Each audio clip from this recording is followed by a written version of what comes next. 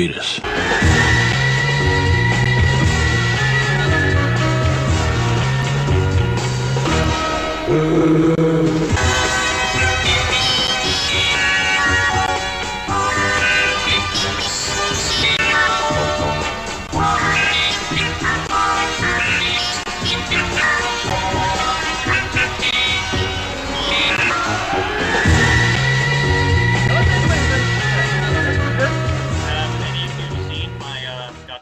Trailer because I totally ripped off Bill with my Godzilla Saga trailer. I saw the first part of it. I didn't get the chance to finish it though because my internet fucked up. I watched it. What'd you think? Oh, I liked it. They are hitting you with copyright infringement. Too bad they're not Toho. That's why I tell them I've watched it. It's Wait. Shut up. David, what did you say? I said Dylan and Fat Bill will hit you with copyright infringement, but too bad they are not Toho. I thought you were freaking out. Dude, you just scared the living shit out of me because I thought you were saying that they were hitting me with copyright. Yeah, he clicked on the video. It just said "fuck you, LOL" hashtag Toho. Fuck you, LOL hashtag Toho. I like it. I really wish that's what it would say now. Right? Wouldn't it be so much more pleasant if it was just like "fuck you, LOL" from Love Toho, hugs and kisses? I don't know if pleasant is the word I would use, but it would certainly be more interesting. I mean, I wouldn't be as mad. I mean, I would still be mad, but I would just be like, you know what? I gotta appreciate the effort. I mean, you respect the attempt. I mean, you don't like it, but you're like, you know what? I'm glad I live in a world where that is how it was worded. Like, wow, they really told me off. At least we know that chivalry certainly isn't dead by now. My jimmies are slightly less rustled. Anyway, hello everyone! I am Zazubaar, and welcome back to the Sons of Serizawa podcast, episode 30! Woo! 30th anniversary, boys! Yeah! Rio! Woo, yay. This is like the last birthday before we can actually be considered old. Like, 30 is kind of like the breaking off point where you can start complaining about your knees. You start to get gray hair. Bitch, I already do that. Well, I do that too. I thought that was 40. Well, it depends on who you ask. Well, isn't 30 kind of like that middle area where you're starting to get old? You're starting those old problems, but you're not quite there yet. Well, you know, a few hundred years ago. Like, oh yeah, 30's old. We got like some 30-year-old. Let's be like, hey, fuck you, kid. I'm surprised, man. I have finished it. I have finished my manifesto. You know, a few years ago, a few centuries ago, 30 would be the age that you would be expected to die. So I think we've come a long way. A few centuries ago. Holy fuck! It's 3 pages. Would medical technology have been that bad? You said a couple centuries ago? That vague couple centuries ago? Yeah, you know, like what, like 1600s? Just back in caveman times when dinosaurs were running around. Back in the days of VHS. Listen, back in caveman times, you fucked at 12 and you were dead at 19. I'm sorry. It was a short, shitty life. It reminds me of this meme I saw where it's like this caveman. Yeah, I mean, it may have been a shitty life, but you fucked at 12. I mean, but who'd you fuck? I mean, all you had was a caveman chick and maybe some moss that you could fuck. A caveman chick. Alright, a cave chick for the layman out there. But, you know, it reminds me of this meme I saw where it's like, here's a caveman. He has great exercise. He eats like fresh meat. He gets a lot of. He goes out in the sun all day. Dies at 20. He's living the healthiest life that a caveman can lead, and then he just dies at like 12. What do you think they did? Do you think they just like? I don't know, like, I mean, I know caveman is like a really nondescript term, like, oh, which caveman? It's like, I don't know, the one that lived in caves.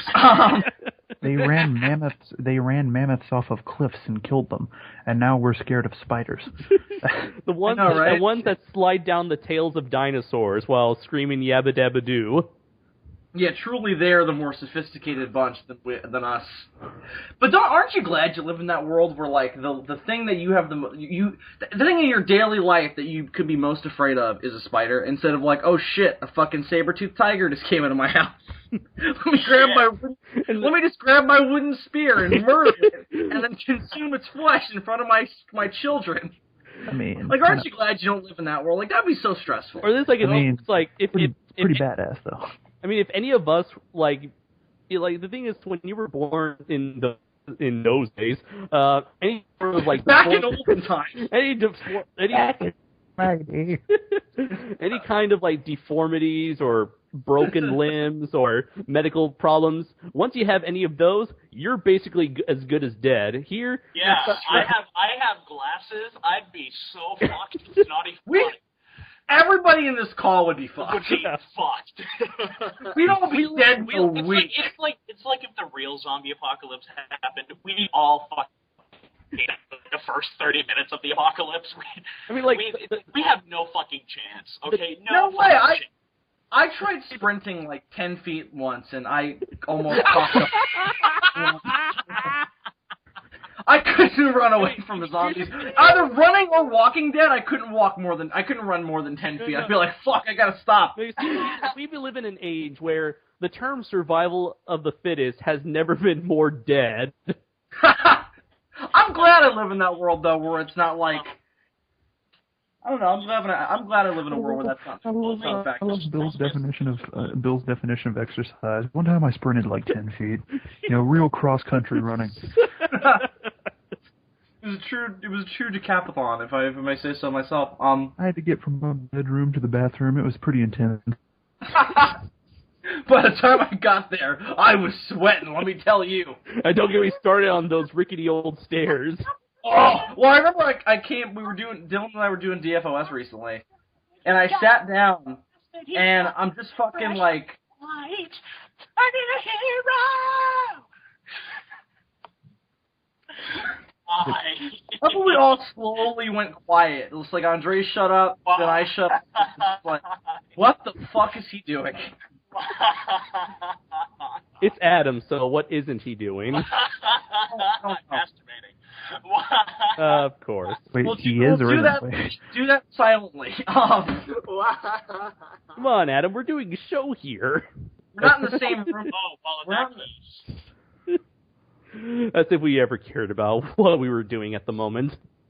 He's not even going to be able to get back into the call now. Good. Let him struggle. Good. I never wanted to add it in. He's not going to be able to put back in. That's fine. I never wanted to add him in the first place. He left. He left. What, he can go read his fan fiction.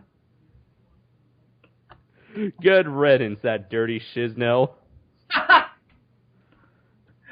We don't take too kindly to his type around here. What the fuck was I saying, though? You're happy to not live in a world... Oh, no, you were talking about doing the DFOS. Yeah, something to do with so DFOS. we're doing DFOS, right? Yeah. And fucking... I sit down, and I'm breathing really heavily. And I'm like, Dylan, why am I breathing so heavily? He's like, you just ran up the stairs. And I was like, oh, that would explain it. I was like, shit, this isn't healthy. So that's why my heart is about to burst out of my chest. Obvious. Was that before or after the road trip to G-Fest? This is recently, I said. Oh, it was a couple weeks ago. Oh. You know what? It may have, in fact, been when we did the DBZ review. Adam is back, so he figured out how to get back in. No, I just had to finish the song. Oh, okay. Well, that's the important thing. You're damn fucking right it is. I'm sure. I haven't even introduced you guys yet, and we're 10 minutes in. So, joining me, you know who's fucking here. David's here. David, say hi.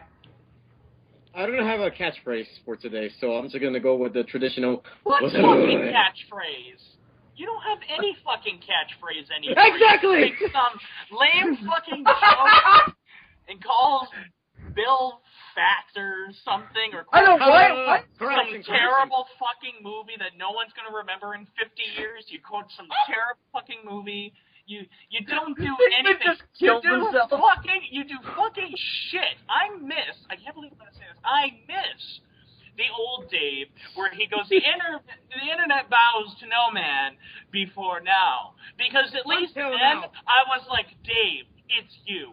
Dave's here to kick some fucking ass. But now all we've got is fucking Dave, who's doing nothing original and quoting nothing but fucking shit. And that's all we fucking got.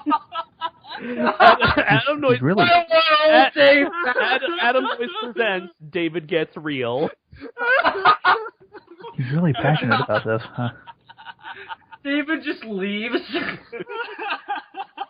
Also joining me is Adam Noyes. The only response I have to that, Adam, is, why you do these? Why you do this? Because it hurts you, and I wish to go on hurting you.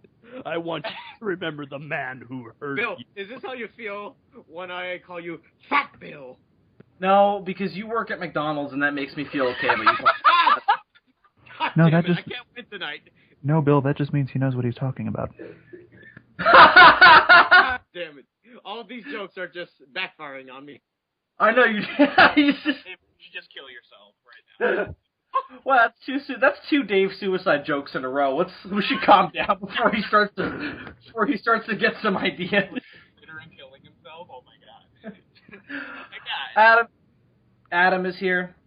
Hello, insects of fucking YouTube. Dylan is here. Fucking done. Hi. And Andre's here. Rocket punch, mofos. See, at least he stays with his thing. Yeah, but his thing is sort of... Dylan never had one. Bill kind of has one, but he goes on and off. He does whatever the fuck he wants because, he's Bill. Andres is the only one that fucking has his fucking shit together and says something, fucking on the show. Well, I think morning. I really appreciate it. Adam wants to feel like a morning radio zoo show where it's like we all have like shticks and it gets old after like 2 weeks and then we just quit. I don't care. You see, I'm more like Grandpa Rick from Rick and Morty, where he just spouts. One day he just spouts off this random excuse of a catchphrase. Wubba lubba dub dub. See, that's what I'm gonna do. That's what I'm gonna do. And by the end of the season, it becomes a thing. He doesn't care. He just sticks to his guns, sticks to Wubba Lubba Dub Dub, and eventually it caught on. Sounds Exactly. Like To be fair, I thought Andres was going to drift off his usual catchphrase and just say, "Oh, hi, Bill." Oh yes, because I am son of Tommy Wiseau. Don't touch me, motherfucker! Son of Wiseau, there's a horror film for you. You all betray me. I fed up with this podcast. Speaking of Tommy Wiseau, I bring him up in a certain rant that I really wish to combat. I don't know. I am on a rant mood tonight. No, I'm scared. Rant away, good sir. Let's make this a 15-minute episode and then now. Would you care to share the person or the thing or somebody who's going to suffer their ranty fate? Ranty fate. Their ranty fate. I will not share who this individual is because, I'm better than that person. Ooh. However, I'm about to tear you a new one, good sir. And I know you watch SOS, and I know you're listening. So listen good. I can't wait to hear I can't wait to read his rebuttal in the comments of this video. Man, I just like to say this before I let this happen. Adam is about to read a 3-page rant, which I'm fine with. That's cool. But if this turns into a thing, it will be had in personal messages. Because I will not get 1 million notifications on my YouTube going, fuck you and your tiny ass dick. Well, fuck you and your crusty asshole. I'm not dealing with it. So my jimmies have been rustled for the last time. The final words, Fat Bill. The final rustling. So this will happen, and you are going to read it. You're going to read it damn good. Or Orson Welles is going to smile in his grave because skeletons can smile now. And then, it will be done. Okay? Yes. All right. With that, I give the floor to you. How surprisingly eloquent. In address to a given individual, I have been trolled before in my videos. It is to be expected when one has hundreds of fans who turn into his videos. However, you have done a first for me. Never before have I been so elegantly torn to fucking shreds in my life. What you have written down is beautiful and well-structured. All I can say is thank you for giving me a part of your brain. You just tore me apart in 236 words. However, allow me to retort. Let me begin with what you said. Very seldom does a documentary meet the time frame of the original work, yet Adam needed 3 full hours to pat himself on the back for what he considered a spectacular epic work which leaves the public begging for more. Let me start there. Those words were directly from the mouths of both local newspapers and commenters on all 3 of my films. Alan Morse took those articles and happened to pick those 2 phrases. As for taking 3 full hours to tell the making of these 3 films, first let me rebut with some other documentaries that exceed the length of the film that they were talking about. King Kong, 1933, has a running time of 100 minutes. The documentary on the second disc on the making of the film runs at a total of 123 minutes. In case you can't do math, that is 23 minutes longer than the original film. All 3 extended cuts to the Lord of the Rings trilogy run at well over 4 hours. Each individual documentary on each of those individual films runs a total of 6 hours in length. No joke. And that is not one documentary for all 3 films. It is one documentary for The Fellowship, The Two Towers, and Return of the King. Ridley Scott's film Alien has a runtime of 117 minutes. The documentary on the Blu-ray that goes into fantastic detail on the making of said film runs at 187 minutes. That is 3 hours and 7 minutes. 6 minutes shorter than my documentary. James Cameron's Aliens runs a total of 137 minutes. His documentary on the making of the film runs at 200 minutes in length. So, I'm not the first to go over the original length in terms of his films and his documentaries. At least Adam Noyes and his epic work the last time Adam Noyes had an epic work was the last time he had a bowel movement. A sight far more pleasant than any of his films, I may add. Oh boy, you are correct. If you knew the shit that they feed us here at Five Towns College, you can bet I've had some epic craps. Man, oh man, you should be jealous. For him to consider himself remotely associated with the movie business would be like Hitler considering himself to be the leader of a peace movement. Actually, from 1919 to 1921, Hitler was a part of a group that went around supporting orphans whose parents were killed in WW1. So in essence, he was a part of the Peace Corps. Do your research before combating a history buff. You must be careful around sharp objects, Adam, or you might accidentally deflate your enormous ego. As for said ego, I love it. It has gotten me many jobs, many gigs, and many good things, which includes the SOS. Has it gotten me in trouble? Of course it has. Every ego does. But for me, it has done more good than it has bad.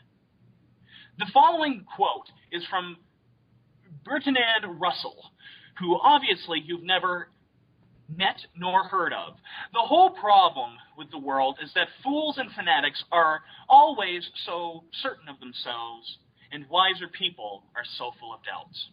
Yes, I do know who that is, and I despise the man. He is a left-wing anarchist who is against individuality. I don't even consider him human. Anyways, let's continue. I've never made an epic backyard film that could compete with Hollywood.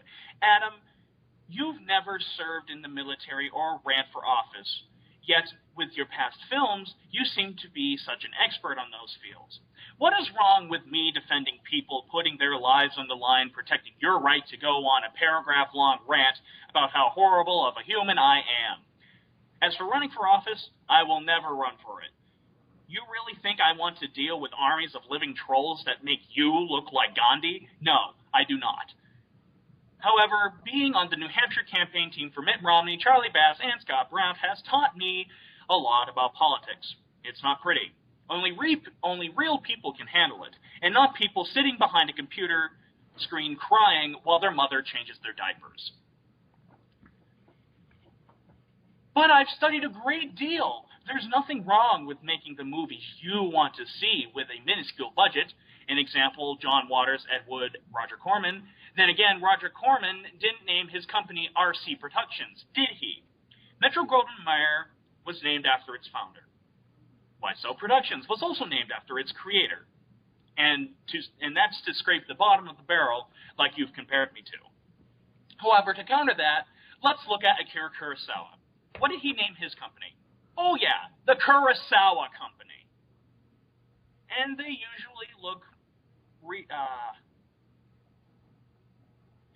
usually took responsibility for anything that went wrong during production instead of blaming the entire crew. Did you even watch this documentary? I flat out blame myself on several occasions. 1 hour 34 and 34 seconds, 1 hour 56, 23 seconds, 2 hours 12 minutes, 13 seconds to name a few. So in the end, from the deepest part of my, believe it or not, beating and warm heart, fuck you. I had a feeling it would end there. The words of Adam Noyce do not reflect those of the Sons of Serizawa. No, well put. Well put, my friend. I didn't read the original comment in full, so I can't offer anything in terms of, specific moral support, but... I'm curious who it is, so can you just text IM me the name? I don't remember the name either. I did read it, though. But if you're listening, you just got fucked up. I believe you just got pwned. No. Hang on, actually. I'd like to say something in tandem with that. It's an ancient quote of wisdom and strength from a true fictional work. Birds! A true fictional work. Yeah. Well, it's not wrong. That 70s show is a documentary. I'm sorry. Anybody who says otherwise is wrong. Okay, I'm about to message you the guy's name. Good luck finding him because he has absolutely fucking nothing on YouTube. Except the picture of his asshole, which is really awkward for everybody who, clicks on his page. It's all blown out and shit. It's not even an attractive asshole. Are you sending it on Skype or Facebook? Skype, you idiot. It's all hairy, crusty. This is not a pretty sight. What is it with you and crusty assholes, Bill? I don't know. I like the terminology. I'm gonna make a movie called Crusty Asshole. I don't know what it would be about. It probably wouldn't even be about a crusty asshole. It'd just be like a name. Like No, it'll be like it'll be the equivalent of the Bill equivalent of Reservoir Dogs. The title has nothing to do with the movie itself. It just sounds nice. No, hang on. When I make a movie one day that I want to be a secret, it's just going to be called the working title will be called Crusty Asshole.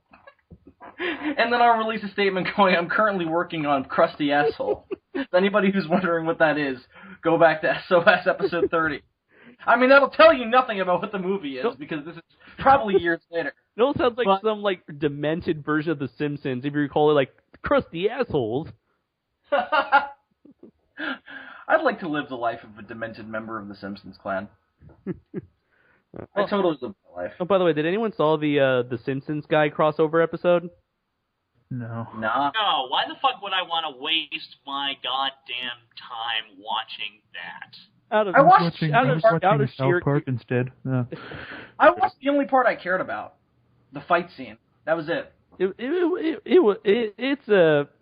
It's not the worst thing in the world, but it's like if you're kind of like a curiosity sort of thing. It's like, what would happen if these two characters meet, and how would they just talk smack about each other's show?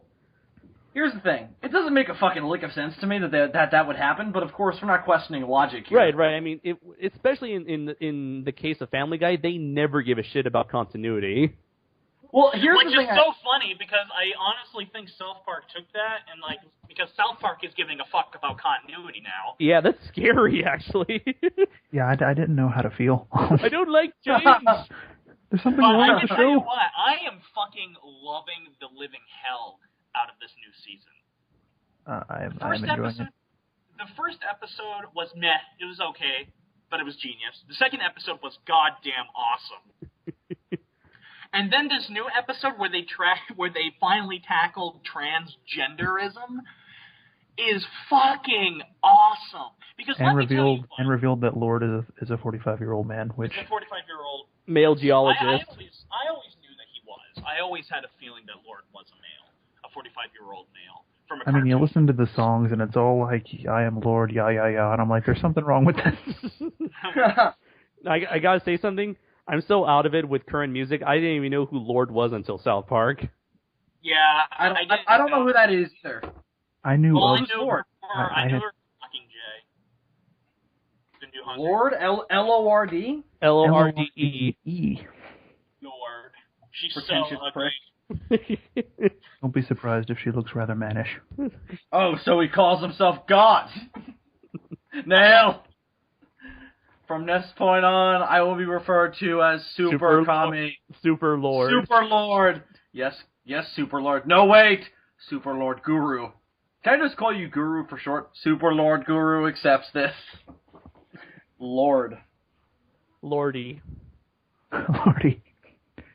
Oh, God! Lordy, they don't shut my children. What am I gonna do now, huh? We lost Dave. Did we? Shocker. And nothing of value was lost. That never happens. Anyway, Did someone's spaceship just landed? yeah, that's my ride home, guys. Bye. Yes, that is the explanation for the noise you heard, Andres. A spaceship landed. Brilliant detective work. You are clearly the noir guy. Yeah, definitely. Wait, what? I was watching an alien documentary on Netflix recently. I don't know, maybe you guys have seen it in like the queue or whatever, in the recommended documentary thing. I don't know. It's called The Hidden Hand. Yeah. U.S. alien conspiracies. It's been popping up on my recommends thing for like a half a year, so I was like, I'm into paranormal shit. I like aliens. I'll give it a shot. Here's the thing. I traditionally hate UFO documentaries because they just piss me off. Not because I'm like, oh, this is bullshit. This isn't true. That doesn't bother me. As long as I'm entertained, I don't care if I agree with it. But what pisses me off about UFO documentaries, and why I will always prefer like Bigfoot, Loch Ness Monster, or even ghost documentaries, is alien documentaries are always so fucking depressing. Oh, you brought this up before. Yeah, I posted this on Facebook and on Twitter. I was like, why are UFO documentaries always so fucking depressing? Like, they're like... Because aliens coming to Earth so they can... Fucking aliens, man. They fucking ripped off my arm and put a dick on it, and, oh, my life sucks. They're coming here to fuck our shit up. Yeah, exactly. It's like... But no, you know what? No, it's not like that at all. You're wrong. Here's why. It's so, like, solemn and, like over... It's always shot overcast. And, like, I get it. Well, you know what? It's like, I want a UFO documentary to be made. Like, there are Bigfoot documentaries that are made, like, I don't care if you agree with this, but you can't tell me this is not the coolest shit you've ever seen in your life. Because just look at that. Look at the size of that footprint. Isn't that awesome?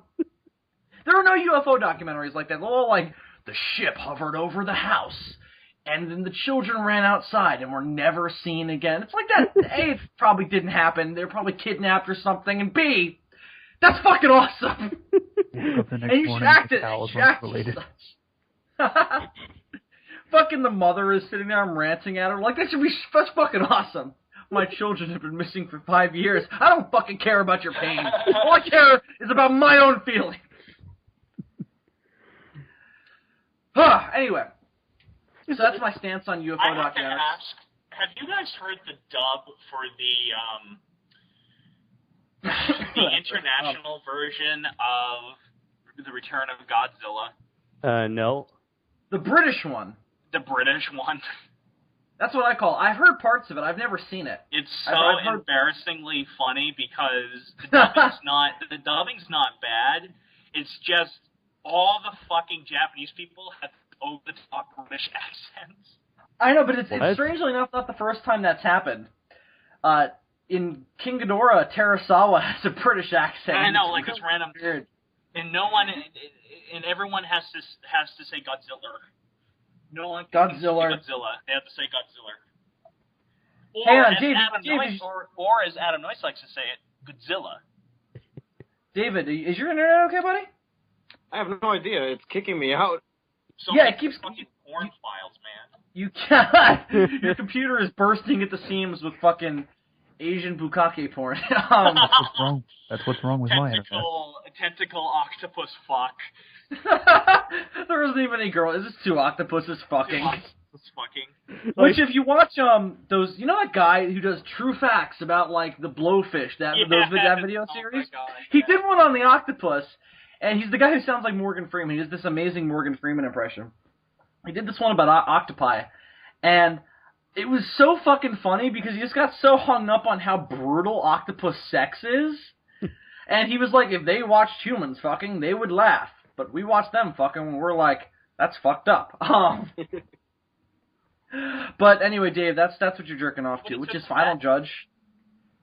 Please tell me that that's A, that guy's voice, and B, exactly what he said word for word. Look at those octopi.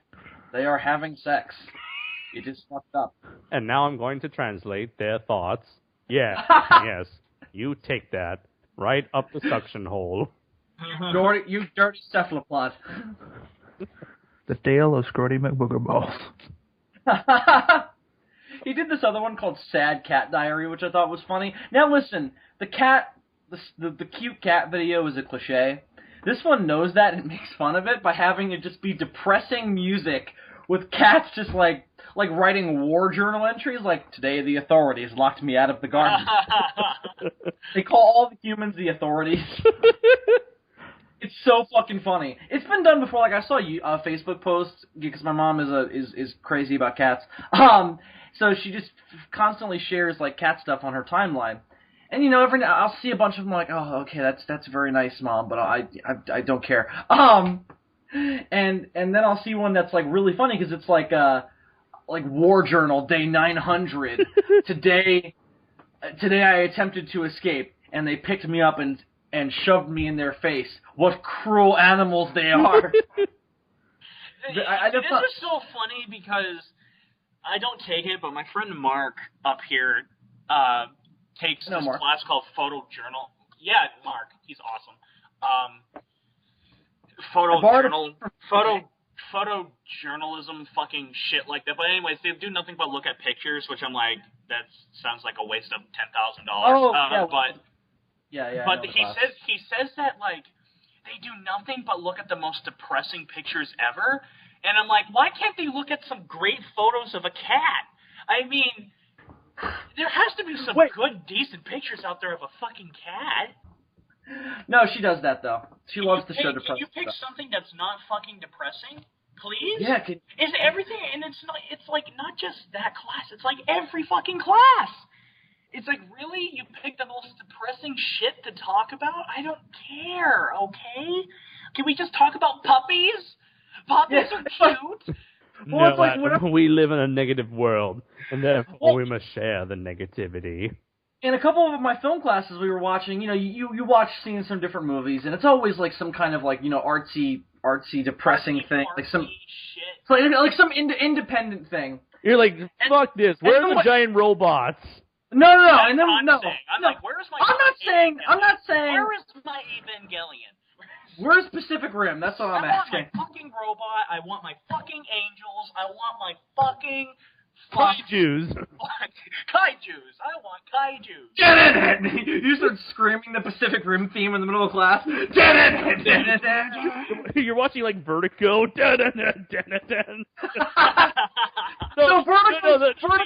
No, see, you remember the scene from Vertigo where he's like, where Jimmy Stewart is just like following the woman. Screaming, I want to live. No, he's following the woman all across San Francisco. You know, he's just driving slowly. It goes on for like 5 minutes. No, you just add. There's trespasser on the Golden Gate Bridge. Fuck. You just added like shitty green screen explosions and gunfire. She dives into the water. He dives after her. Dun, dun, dun, dun, dun, dun, dun. No, she dives into the water, and she comes back up on the head of a kaiju.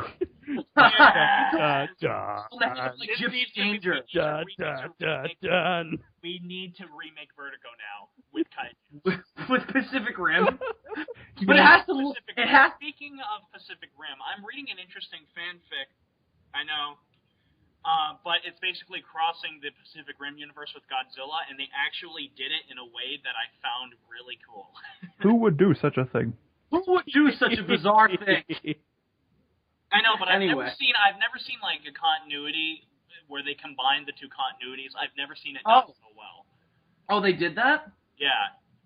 Cool. It's really cool, and I admire them for it. Yeah. I mean, the thing is, like, everybody is, like, obsessed with crossovers now. Like, everybody's like, oh, we're gonna see Wolverine fight Deadpool in a movie. It's like, well, hey, we saw that already, technically. That wasn't Spider-Man is supposedly joining the Marvel Cinematic Universe. Yeah, whatever. Supposedly. It's like, listen. And then hold on. And then we Hugh Jackman, Wolverine versus real Deadpool. Well, here's the thing. Listen, here's the thing. Everybody is obsessed with it because of the Avengers universe, because of Batman versus Superman. It's like everybody is fucking crazy over like, oh, we'll get to see these two things cross over, and it's like, and they're doing it again with Universal I don't Monsters. that though. It's like, yeah, they are doing it again with Universal Monsters. I know, but I don't care. But it's like everybody's making a big deal out of it, and I'm just like, who cares? It's like Wolverine's gonna fight Deadpool. It's like, I'll go read a comic book where that happens and nobody cares. It happened like 20 times already. It's weird that everybody's so crazy over it. Here's the bane of it. Here's my point. Pacific Rim and Godzilla 2014. Listen. I get it. Everybody's like, oh, wouldn't it be cool to see a Jaeger punch Godzilla in the face? And it's like, I guess, but not that Godzilla. Because like this guy didn't take Godzilla 2014 continuity. He took over. No, yeah. No, I know. I'm not opposed to the idea of a Godzilla Pacific Rim crossover at all. What I am opposed to is Pacific Rim Godzilla crossover.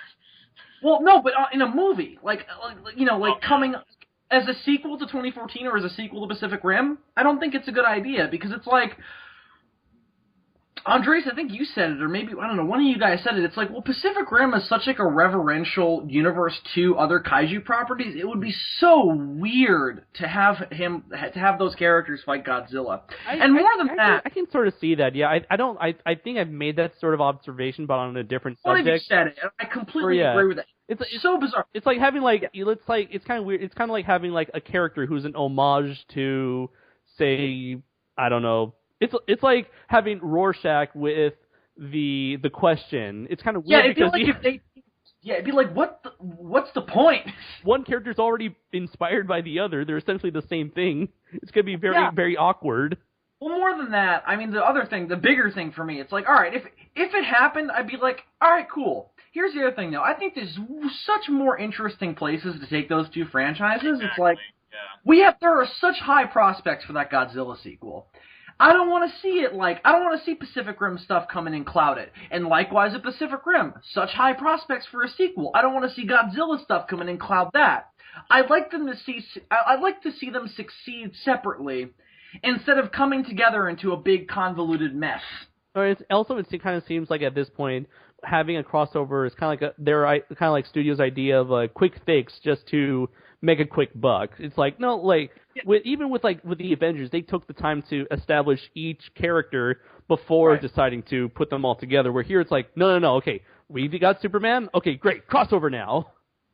Yeah, well, the Batman versus Superman thing is the thing that really, because Avengers, it's like, yeah, that definitely started it, but then Batman versus Superman got announced, and like everybody went fucking losing their minds over Batfleck and over all this different stuff, and then the New York Comic-Con, not New York, then San Diego Comic-Con teaser came out, and just everybody went crazy over it. Every studio was like, quick, crossovers, go, Universal Monsters, great, Pacific Rim and Godzilla, well, that's a rumor, but whatever.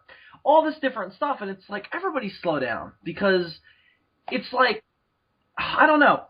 It's so weird, though, because it's like 10 years ago, if somebody would have said, like, oh, they're thinking of having giant robots from one universe fight Godzilla, it's like, cool. It's like, I don't know, I feel like there's going to be, like, we had the whole superhero craze for the past, say 10 or 15 years.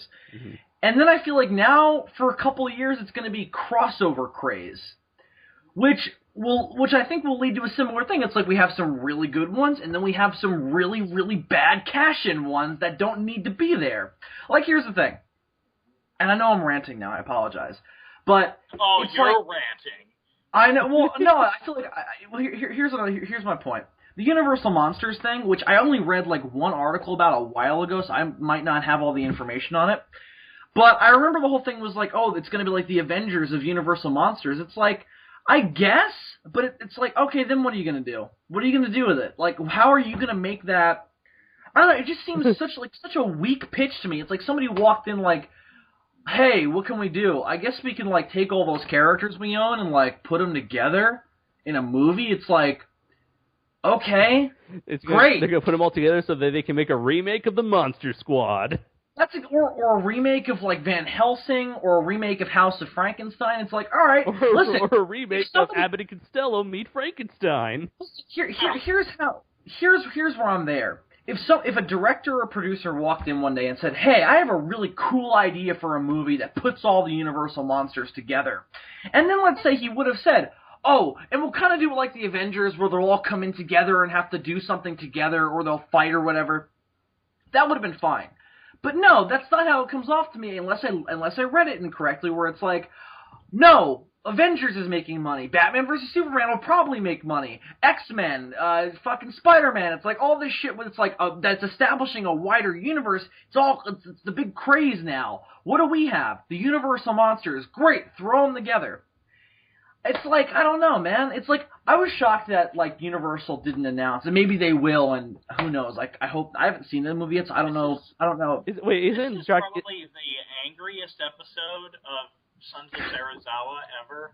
No, it's not. No, it's not. We've done worse. But this Dracula Untold movie that just came out, I haven't seen it. I've heard terrible things. I don't care. I'm still gonna see it because it looks potentially awesome. But anyway, is it supposed to be in this new part? No, I'm not saying it is. I'm just saying I wouldn't be surprised if Universal... They're unsure at the moment, because it wasn't planned to be like a shared universe type of movie. But now they're contemplating on whether it should be or not. It could be like basically the Iron Man of the Universal Monster films. Or it's like Man of Steel, where they didn't plan it to be the beginning of a universe, but like, oh yeah, it's the beginning of a universe. How's it doing? Anybody know the numbers? How's it doing? Oh, it's #1 at the box office so far. Well, there's not much going on in box office wise. I mean, we're pretty much in the dead zone before Oscar. I don't agree. Gone Girl just came out. The Judge just came out. It's pretty crowded out there in terms of. And I'll say it's not the season for a movie. Oh, I guess that's weird to say because Halloween, but it's not really a horror movie. It's more of an action movie. Let me just say that Gone Girl. Mm-hmm. One of the best crime revenge films I've ever seen. I just want to put that out there. I've heard so many people saying nothing but good things. They say it's potentially, and at first I thought no way, but then like more and more and more people that I trust kept saying it. They're like, this may be like one of the best films they've seen in like a decade. Ooh. And they're like, what? Was that David Fincher movie? Yeah. Oh, okay. Well, any movie that David Fincher directs will always be good. Wait a minute, that's Fincher's directing that? Yeah. Yes. Oh, okay, that's cool. Well, that's awesome. I do want to see it. I also really want to get out and see The Judge because I'm a big Downey Jr. fan. Yeah. Bill, we should go see. What is it? Lost Girl? Is that what it's called? Lost Girl. Gone Girl. Gone Girl. We should go see Gone Girl. We'll do a review. Sure. I don't know when. I thought you were gonna say let's go see Dracula Untold so we can do it MSK style. Did you see it, Dave? No, not yet. Oh, okay. I came out yesterday. Yesterday. I refuse to see it. Really? Yeah. It looks stupid, but I gotta at least try it. I mean, because it sounds like something. It sounds similar to an idea for a video game I had when I was a kid, where it was just Dracula going down to hell and just fighting things, and. I don't know, I gotta try it. It looks big and stupid, but that can be fun. I gotta try it at least. I don't know if I want to pay for it, though, is the thing. Andres. Yeah? I gotta ask, in your Alfred Hitchcock class, have you guys done the Alfred Hitchcock cameo counter yet?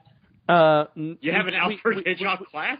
Yeah, I'm taking a course on Alfred Hitchcock's career, And cool. we do go over his cameo at the end of every class. When we're done watching the movie, we discuss the films. We discuss. No. I can't believe you guys are doing. I can't believe you guys aren't doing Dial M for Murder. It's such a good movie. Oh yeah. Dial M for Murder is so creepy. I think of the funniest one, not the funniest one, probably the most obvious cameo was probably Shadow of a Doubt, where you just see him like with his giant guitar or like instrument case getting on that train. He's like, oh hi Alfred. There's one that makes me laugh, and it's the one where they see him for weight loss, and it's a picture of him in the newspaper where it shows him before and after, and it was this huge thing for weight loss, and his wife Alma threw it in there without him knowing it, and so he saw it in the movie and was like, "What the fuck? Oh, what are you doing?" I am not. You want to talk about a really interesting and funny, but yet at the same time really sweet, like real relationship? It's the one between Alma and Alfred Hitchcock. Seriously, those two, they picked on each other constantly. They never give themselves like any sort of like ease at all, but yet they fucking loved each other to death.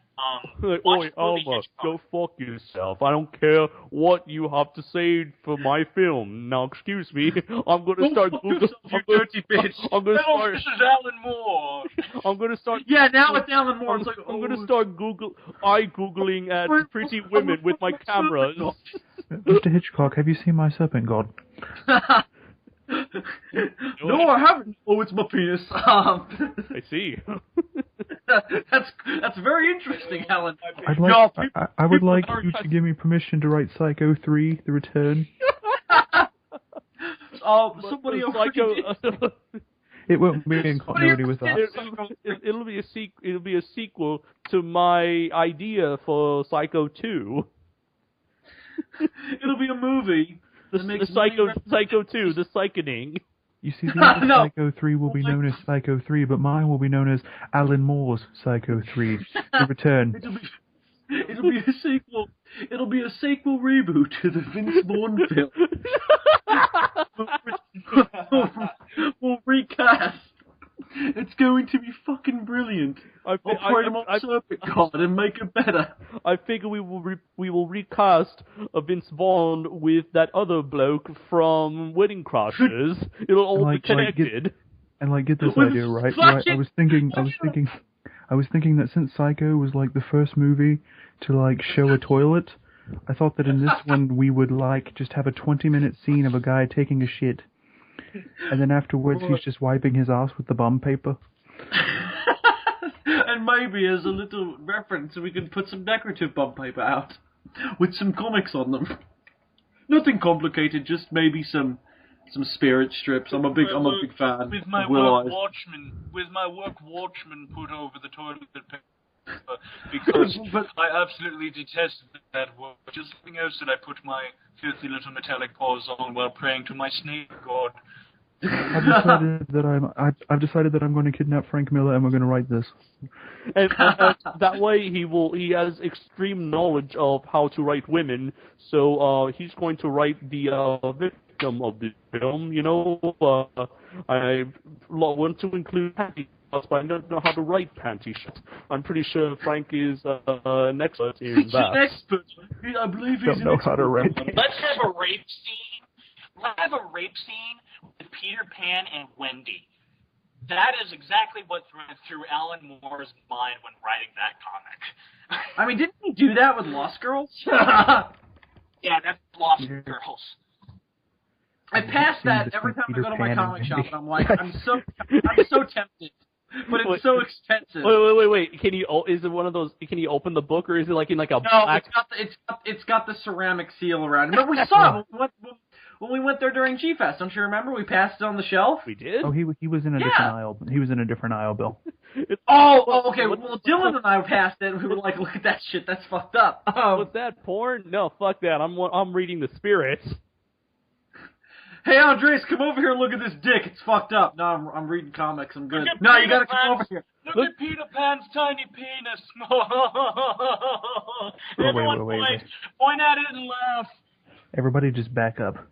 There's a rape scene between Peter Pan and Wendy. Pretty sure Captain Hook. I'm pretty sure the real. Is this the Robin Williams Peter Pan? Oh, that's not funny. It's the That is so not funny. Andres, what the fuck, man? That was hilarious. What the fuck are you talking about? Here's the thing. This is what Andres we're talking about. Andres, a man died. I'm impressed. I mean, I approve, but it's like, damn, Andres, you're fucked up. I never knew. I'm proud. The actor, bless his soul, may not be here, but his legacy lives on. In the form of a Peter Pan rape scene.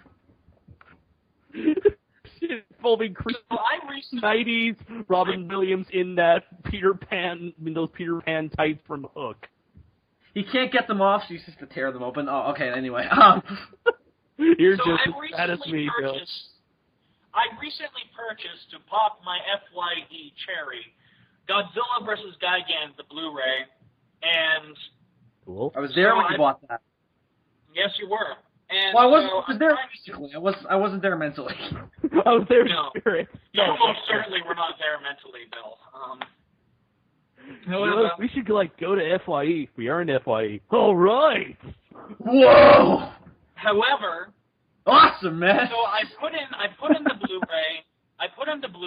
And I try to watch it over the course of 2 nights, and I get about halfway through the film, and suddenly I realize that I am bored beyond ever-living shit.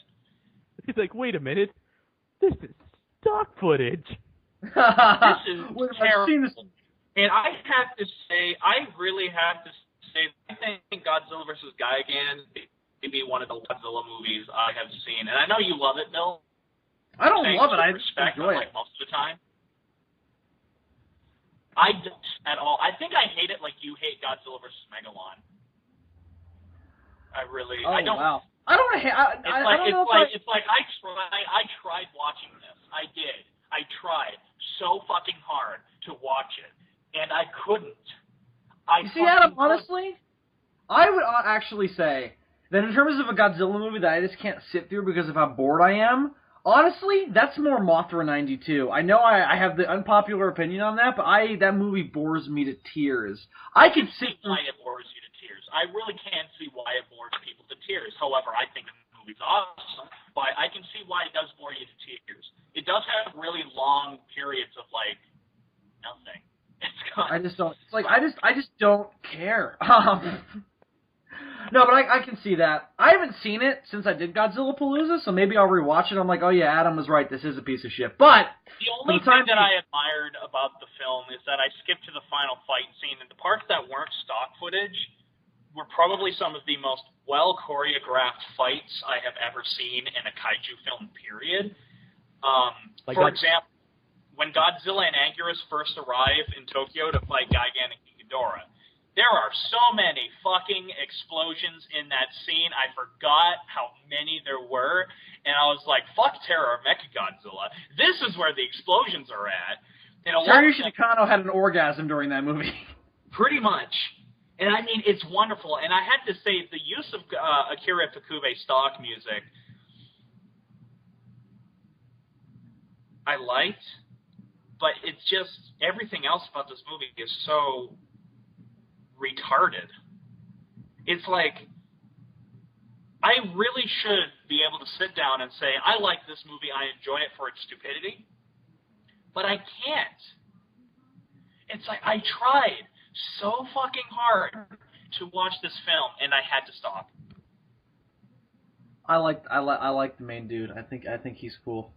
However, the corn guy is the one that I like. Greatest cute. Really? I like the villain. I love the villains. I think they're great. I love the cockroach. I love the corn guy. The corn guy is just hilariously over the top. He must have thought it was a gun. He must have thought it. That line has stuck with me through my life. I don't know why, but just the particular delivery of the dubbed version, like he must have thought it was a gun. I don't know why. Actually, I like the dub in the film. The dub in the film. Yeah, it's great. It's great. It complements the characters a lot better than their actual voices. I agree. Chairman. I love the dub voice of the chairman. Chairman's dub voice is fantastic. I like his regular voice. It's like this high-pitched squeal. And I'm like, the guy who looks like Dr. Forrester, right? Yes. No, the other guy. No, the other guy, the chairman. Ah, fuck that guy. Japanese Dr. Forrester is way cooler than he is. Well, fuck you. Fuck you. Dude, Japanese Dr. Forrester is awesome. I can see Trace Bureau doing his voice. And may I just say that King Ghidorah looks like fucking shit? Oh my god. I don't remember. Kind of looks like he got out of bed. So bad. His hair is untied. His scales are flaking. Gigantic like Ghidorah. It's hard being the intergalactic king of terror. Sometimes you just have a bad day, you know? It's like you travel around, you're blowing up planets. Every now and then you just show up and your hair is all messed up and you're like, you know what, deal with it, I'm here. Whatever. Godzilla's just like, hey, Ghidorah, what? Your hair's all fucked up. Fuck you!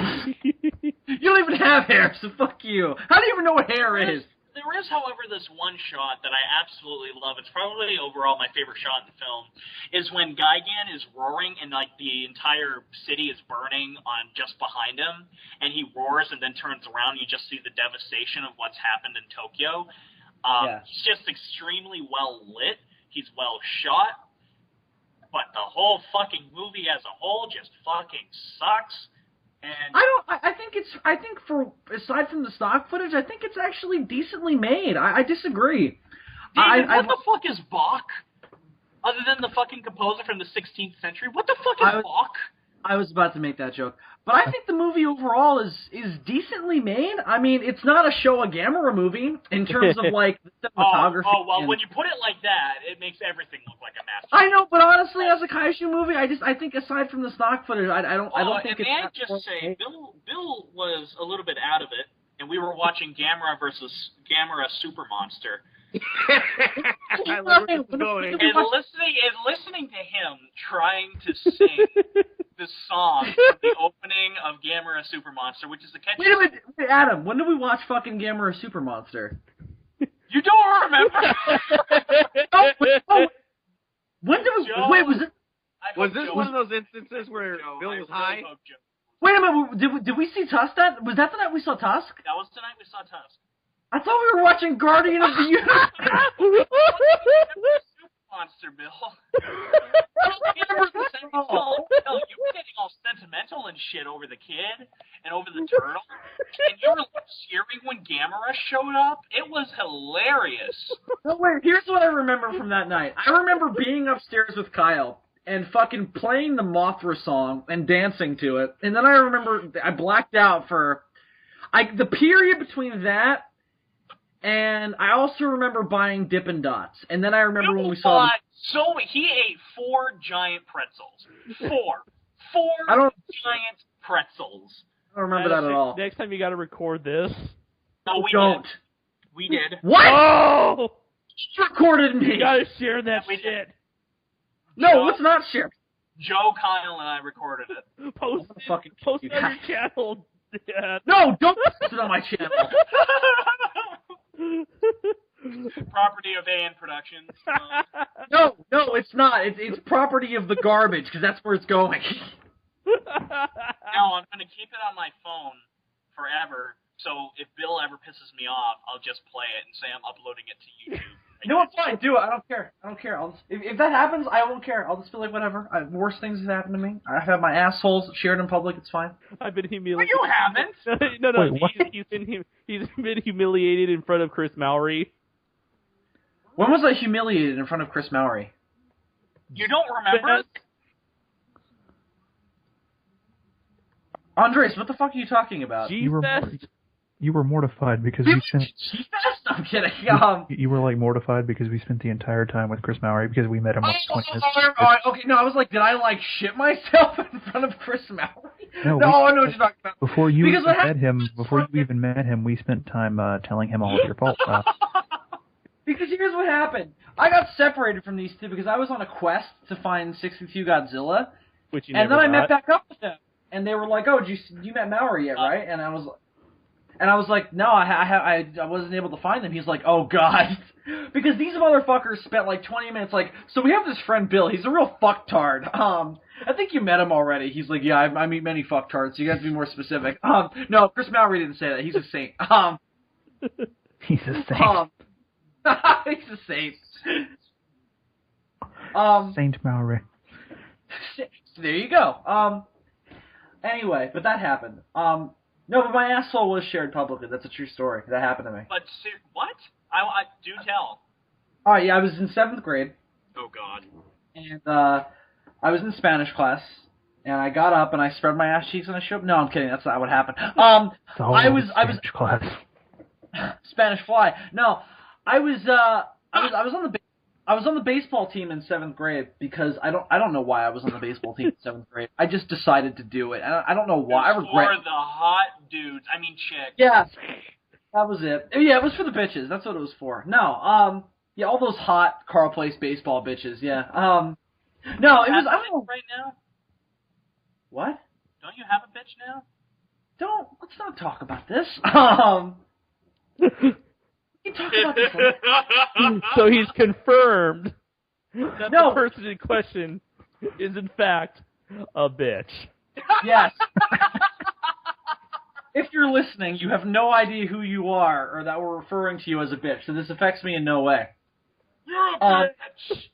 Bill's views on women do not reflect the views of women of the rest of the SOS. Oh, fuck you, Dylan. You called them bitches, too. Whole G-Fest, Bill, we're going to go to G-Fest get bitches.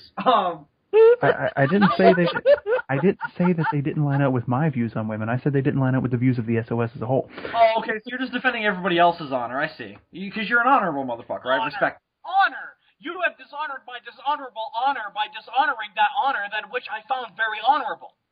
You're the Klingon of the SOS. Anyway. There were several times in that where it sounded like you said otter, and I was like, wait, what? Otter! Otter! I lived amongst otters once for a month. Otters are really cute. Anyways, Salt. continue your story.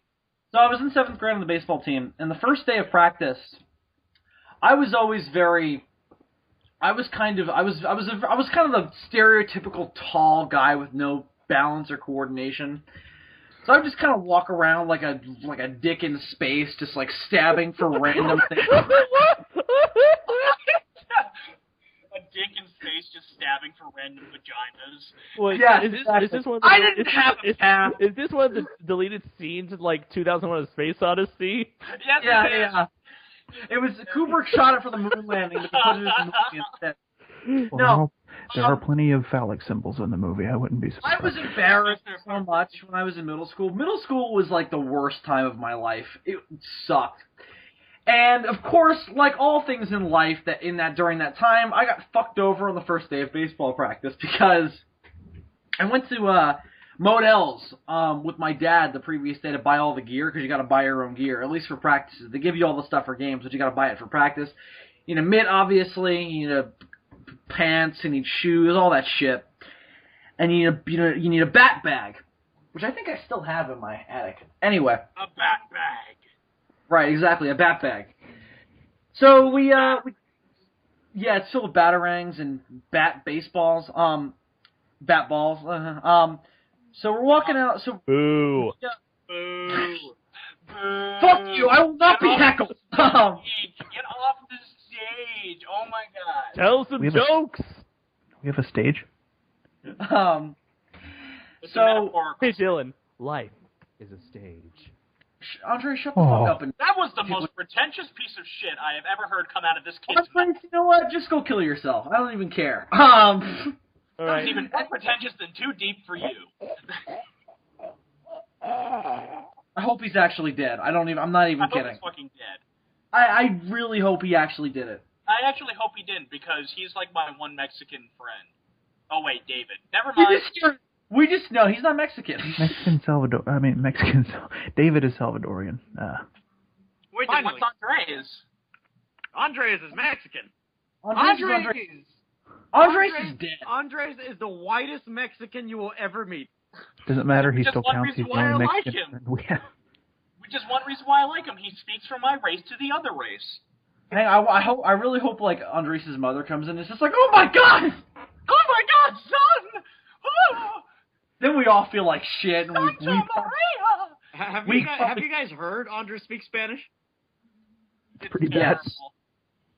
I can just imagine the conversations he has with his parents. I love how we're shitting on him, and now with the possibility that he's just killed himself. The first instinct we have, let's talk about all his faults. You know, he's just muted his mic and is laughing his ass off right now. Like, and he probably muted his mic and he's probably shit himself. And anyway, that reminds me.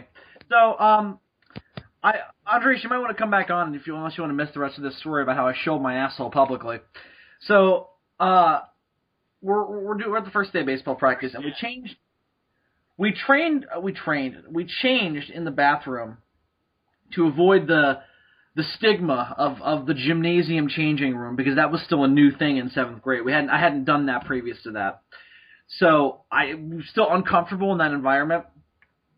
So we went to the bathroom to change, and I realized that I forgot my belt at home for my baseball pants. I didn't need them for my jeans because they fit me well enough I didn't need them, but I needed them for my baseball pants because they didn't fit me properly. So we changed, which took like a half hour because these are all clothes I've never been in before, and I fucking didn't know how to put the cleats on. It was just not good. So I finally am changed. I'm going out with my friend. We're walking out to the field. And I'm looking up. I'm feeling like, oh yeah, today's going to be a good day. We're going to go out. We're going to play some baseball. It's going to be fun. And we get out, and he turns to me. He's like, oh my God. I'm like, what? He's like, Billy, your pants fell down. Here we are standing in the fucking parking lot with people everywhere going out to play sports, and my pants are down, and because of the weight of the baseball pants, my boxers came down too. And there's just my dick and my asshole just sticking out. People are staring. I like tore them up and ran inside. And I missed the first day of baseball. You know that your fucking pants were on the ground. You were like a fool walking with your pants on the ground, man. I was carrying my bat bag. I wasn't paying attention. And so that's how my asshole was shown publicly. So it's a true story. Pretty sure. Andres, you the illest thing they've ever seen. They thought he was a girl. Oh, fuck you, Matt. Fuck you. He was the only one. He was the only one in the car of 5 dudes who wouldn't admit his dick size. When did this happen now? Because I don't remember this either. Joe was like, "How big is your dick, Adam?" And I said 6.5, I think. There, now everyone knows how big. That's his question.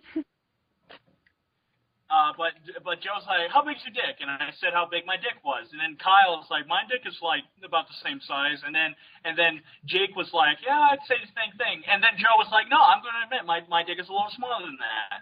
And he says his size. And then he's like, Bill, what's your size? And you're like, I ain't telling you.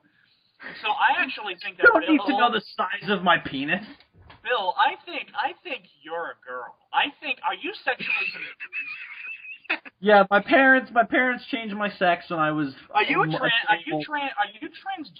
That would fit Bill's birth name is Wilma. Are you transgender? Yeah, I changed my hair to red at the age of 2. I'm not telling you my dick size. Fuck you. 6.5. Fuck you, Adam. Oh, wait, is it smaller? Maybe. Oh man, I'm sorry. I mean, no, maybe I said maybe. Maybe it's bigger. Maybe it's like 10.5. Maybe I have just one of those horse. Maybe you can like brush your teeth with it. Maybe you can like. Listen. Here. I'll tell you about my dick. Your shoulder like a continental soldier. This is a strange conversation. I'll tell you about my dick. Grace is dead. Adam's questioning Bill about his penis. It's a strange time. Well, I've been back for a while, you know. I was in hell for obvious reasons, I guess, and I made a deal with the devil to give up half my ears, and so I've been here for like the last 5 minutes. I've just been playing half your ears? No, 5. I've just. What do you look like, a fucking like alien from Star Trek now? Andre, you were dead. No. You see, I made a deal with the devil. I'm back, and I've just been playing Super Smash Brothers. Now he is risen. Don't ever do that to me again, man. Dylan, you can stop auditioning replacements. He's fine. I wasn't. Yeah, so not only do you. I mean, I was just going to go down to the border and grab somebody, but okay. See, not only do you have a Mexican, but now you also have a zombie as well in your group. Oh yeah, now we have real diversity. We can attract both the living and undead crowd. They offered me to become a hell spawn, but I said no because I've seen what that shit does to you with spawn. It makes you really whiny. Yeah, it makes you really whiny and complain about a wife who doesn't even love you, or maybe she does. I don't know. It's been retconned so many times. You fuck her in the disguise of your best friend who is now fucking her, and it's really awkward. Yeah, and then you start Armageddon, and then you blow your head off. You give your title to some other dude. It's not a real all that's cut out to be. Yeah. Let's have a real decent conversation here on the SOS right now. I still need a token. How big is your piece? If you were to find out, in all seriousness, I'm asking this as a serious question, if you were to find out that one of the SOS members actually died, what would your reactions be? Oh, this isn't going to be a fun conversation. I would cry. This isn't going to be like the aliens abducting the kids and me yelling at the mother for her being boring. Oh. If I found out that Dave died... Oh, man.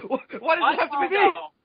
Because you live in Vegas, David. That's the most likely. You're the most likely. You're also the only one that I haven't met in person. So it'd be weird. Besides Dave, you work at McDonald's. One of these days, you're gonna eat one of those cheeseburgers, and the gluten's gonna make your dick fly off, and it's gonna be. Now that's a major possibility. So the question is, if Dave dies, now it's got to be like a really weird, tragic death. Like he has to be like mutilated by an armadillo. No. Great, now we're planning my death. Listen, Dave, I'm not saying it's going to happen this way, but it's going to happen this way. You're going to be walking on the... You're going to be trampled by the Mutos. Let's all just cut the... No, that's way too cool of a death. That's got to be weird. By the giant baby. I have finally seen Bill Worth direct, and may I say, he is no Akira Kurosawa. Oh, trust me, I know from experience. Why are we shitting on my directing all of a sudden? We're talking about Dave getting killed by armadillos. I look at Andres in the car and I'm like, I'm never working with an amateur director again. Let's focus on this subject right quick. Let's think just for a moment the possibility that Fat Bill might be the next Tommy Wiseau. No, let's not. Instead of talking about the death of David's life, we're going to talk about the death of Bill's career. No, I was perfectly content with mutilating David with armadillos, and now we're gonna fucking shit on my career. Remember, I forgot when, but I kind of had this a parody of what was it, the ending of what was it, Stand By Me, where it's like, here's a narration of what became of the members of the SOS, and yes! Bill went on to become the next Roger Corman. You're like, oh man, I don't want to be the next Roger Corman. And why don't we make Bill be the next M. Night Shyamalan? He'll have a strong career, but eventually it'll just go downhill. Just like M. Night's way worse than being Roger Corman. Are you kidding me? It's like I would love to be the next Roger Corman. Are you kidding me? So what beloved children's show would you fuck up, Bill? Probably the codename Kids Next Door, and here's why. Oh, I want to hear your pitch. This is good. We wrote a treatment for a codename Kids Next Door movie. Oh, I'm good. not kidding. Bill. Let me guess. Do you play number 4? Bill. No, they're all just. It's not okay. It's really, it's dark. Can I tell you something that I wrote in 5th grade? No. Bill, right quick. Did you happen to name that treatment just plain KND? Yeah, it was codename Kids Next. It was the acronym, whatever the acronym was. Kids Next Door, KND. I don't care. Anyway, so what happened was the senior year of high school, we're sitting at lunch and we just start writing down ideas for a codename Kids Next Door movie. And of course, I had to make it really fucked up because one of the people there was a really big fan of the show. So I'm just saying like this really transgressive, fucked up shit about these kids. And then what? They're gonna meet Mr. Rapist, who all destroys their childhoods. No, it wasn't that. We gotta cast. No, it wasn't like that. It was like they're all the reason why they all hate that adults. number 5 be played by Pam Grier. No, here's the thing. The reason Number why 1, played by Patrick Stewart. Yes. The reason why I was so fucked up was because I was like, they have to have a realistic reason for hating adults and not wanting to grow up. And I was like, what if they're all really sexually frustrated? What if they've all got really fucked up sexual problems? Oh my god. So I was like, number 1 has a hair fetish, but he's bald. He's got problems. Why is he prematurely bald? He's got cancer. I don't know. I don't know. Maybe he's like, I don't know. Maybe he's, I don't know. I don't care. Bill, what was your pitch for the Asian girl? What was her sexual frustration? Of course you'd be interested in that. Did they? I'm curious. I think she was really grossed out by kids who were Salvadorian. I think that was her kick. I don't think I created versions of all the different characters. I think we literally just wrote out a story, which was like, I don't remember the story. All I remember, it was a fucked up treatment, and I have no desire to relive that time in my life. Dark things were going on in my head. Don't dark things always go on in your head? When I was writing Bible scanners. Hey man, is it a spin-off of Scanners? No, it's a working title for a movie that's like Scanners, but with Bible symbolism. Aw, shit. So it's about people who telepathically read the Bible. No. I would watch that movie if it was like, the whole movie is literally just a guy sitting in a pew, just staring at a Bible for like a half hour, and then at the end he just goes, done. And then he just leaves. Now listen, you have to get a really good actor, so I propose Bryan Cranston to play this role. And just give a lot of... No, fuck Bryan Cranston. Ken Watanabe to play that role, and here's why. If there is a master of the dynamic facial expressions, it is Ken Watanabe. And if a role such as that requires anything, it is dynamic facial expressions. Thus, Ken Watanabe. He's reading the Bible. We call him Jesus. We call him Jesus. Well, here's a part of Bible Scanners, just to show you what was going through my fucking mind when I was pissed, drunk, and depressed writing this thing. The main character's mother is butt-ass naked, crucified on this thing. Sounds like something out of a Go Nagai OVA. Crucified on this thing that her husband has been using her DNA to clone the guy, the main character, and all of his clones are crucified all around her. And every single character is named after and has the characteristics of a character from the Bible. This strikingly sounds like True Detective. What the fuck was I thinking when I wrote this thing? I don't know. But it's genius, and I actually want to make it into a movie. But I just found my notes for my idea for a Godzilla reboot when the Legendary Pictures movie was first announced in 2009. Oh God. That's so. I'm not going to read it because it's embarrassing. But just like I wrote in 5th grade. In 5th grade, I wrote a book, a feature, like a huge book, handwritten, and I still have it just because of how ridiculous it is, called The Boys versus Girls War. And what happened was all the girls in the world teamed up with the Nazis and took over.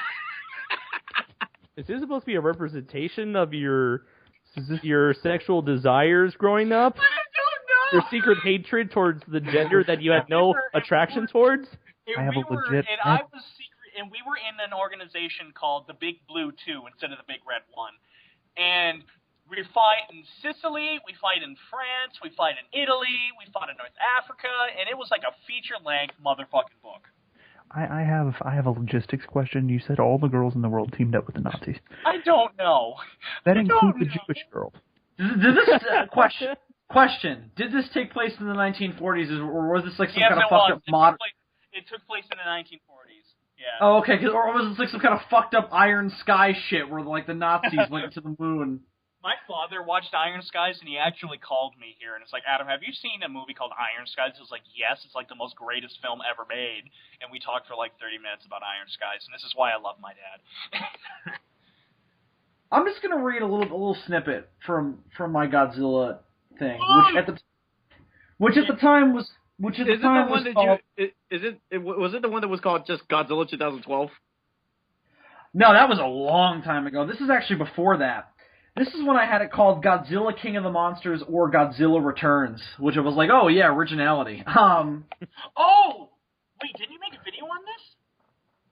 No, that was way later. This is like 3 years before this. So this is the week I heard about the Legendary Pictures Godzilla movie. So this was before the David chat that started this whole thing? This is a year before that.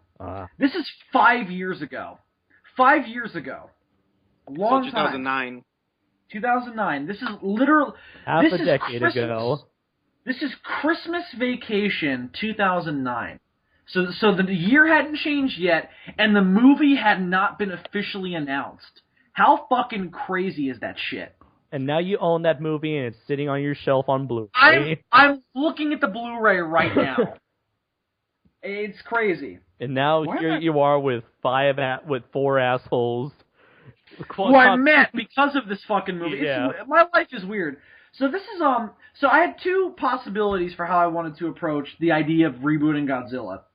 The reason for the two titles was I was either going to remake the original in a similar style of how Peter Jackson did King Kong, where it's like set in the 50s and it's used the same characters and I only changed a couple things. And the way that was going to open was a World War II battle scene between Japanese and U.S. ships. A dinosaur is discovered on the battle-torn island and is killed in the scuffle.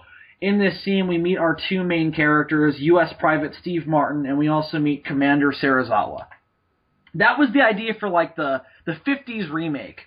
This was the idea for the modern sequel. On a Japanese ship in the South Pacific, it's a cruise ship. There is a huge ballroom dance going on inside of a boat. A boat! Like, this that actually happens. Yeah, but, like, that's a weird way to open a Godzilla movie. I know it happens, but that's really... Have you not seen Godzilla vs. Ghidorah? I mean, he literally shits all over the entire thing, man. But this is supposed to be, like, dark and gritty. It's like, we don't need a ballroom scene. You know what? I love how you guys are defending my younger self and I'm shitting on him. Don't defend this kid. He was, what was he, 14? He didn't know. No, at least this version of Bill wasn't high. Or true. I was fatter back then than I am now. Impossible. Fuck you, Dave. Fuck you. Are you sure, Bill? Because I don't mean to sound like a stalker, but I kind of look back towards the early your Facebook photos and our old videos. Man. And the early days. Yeah, the early days, and I gotta say, we were much skinnier back then.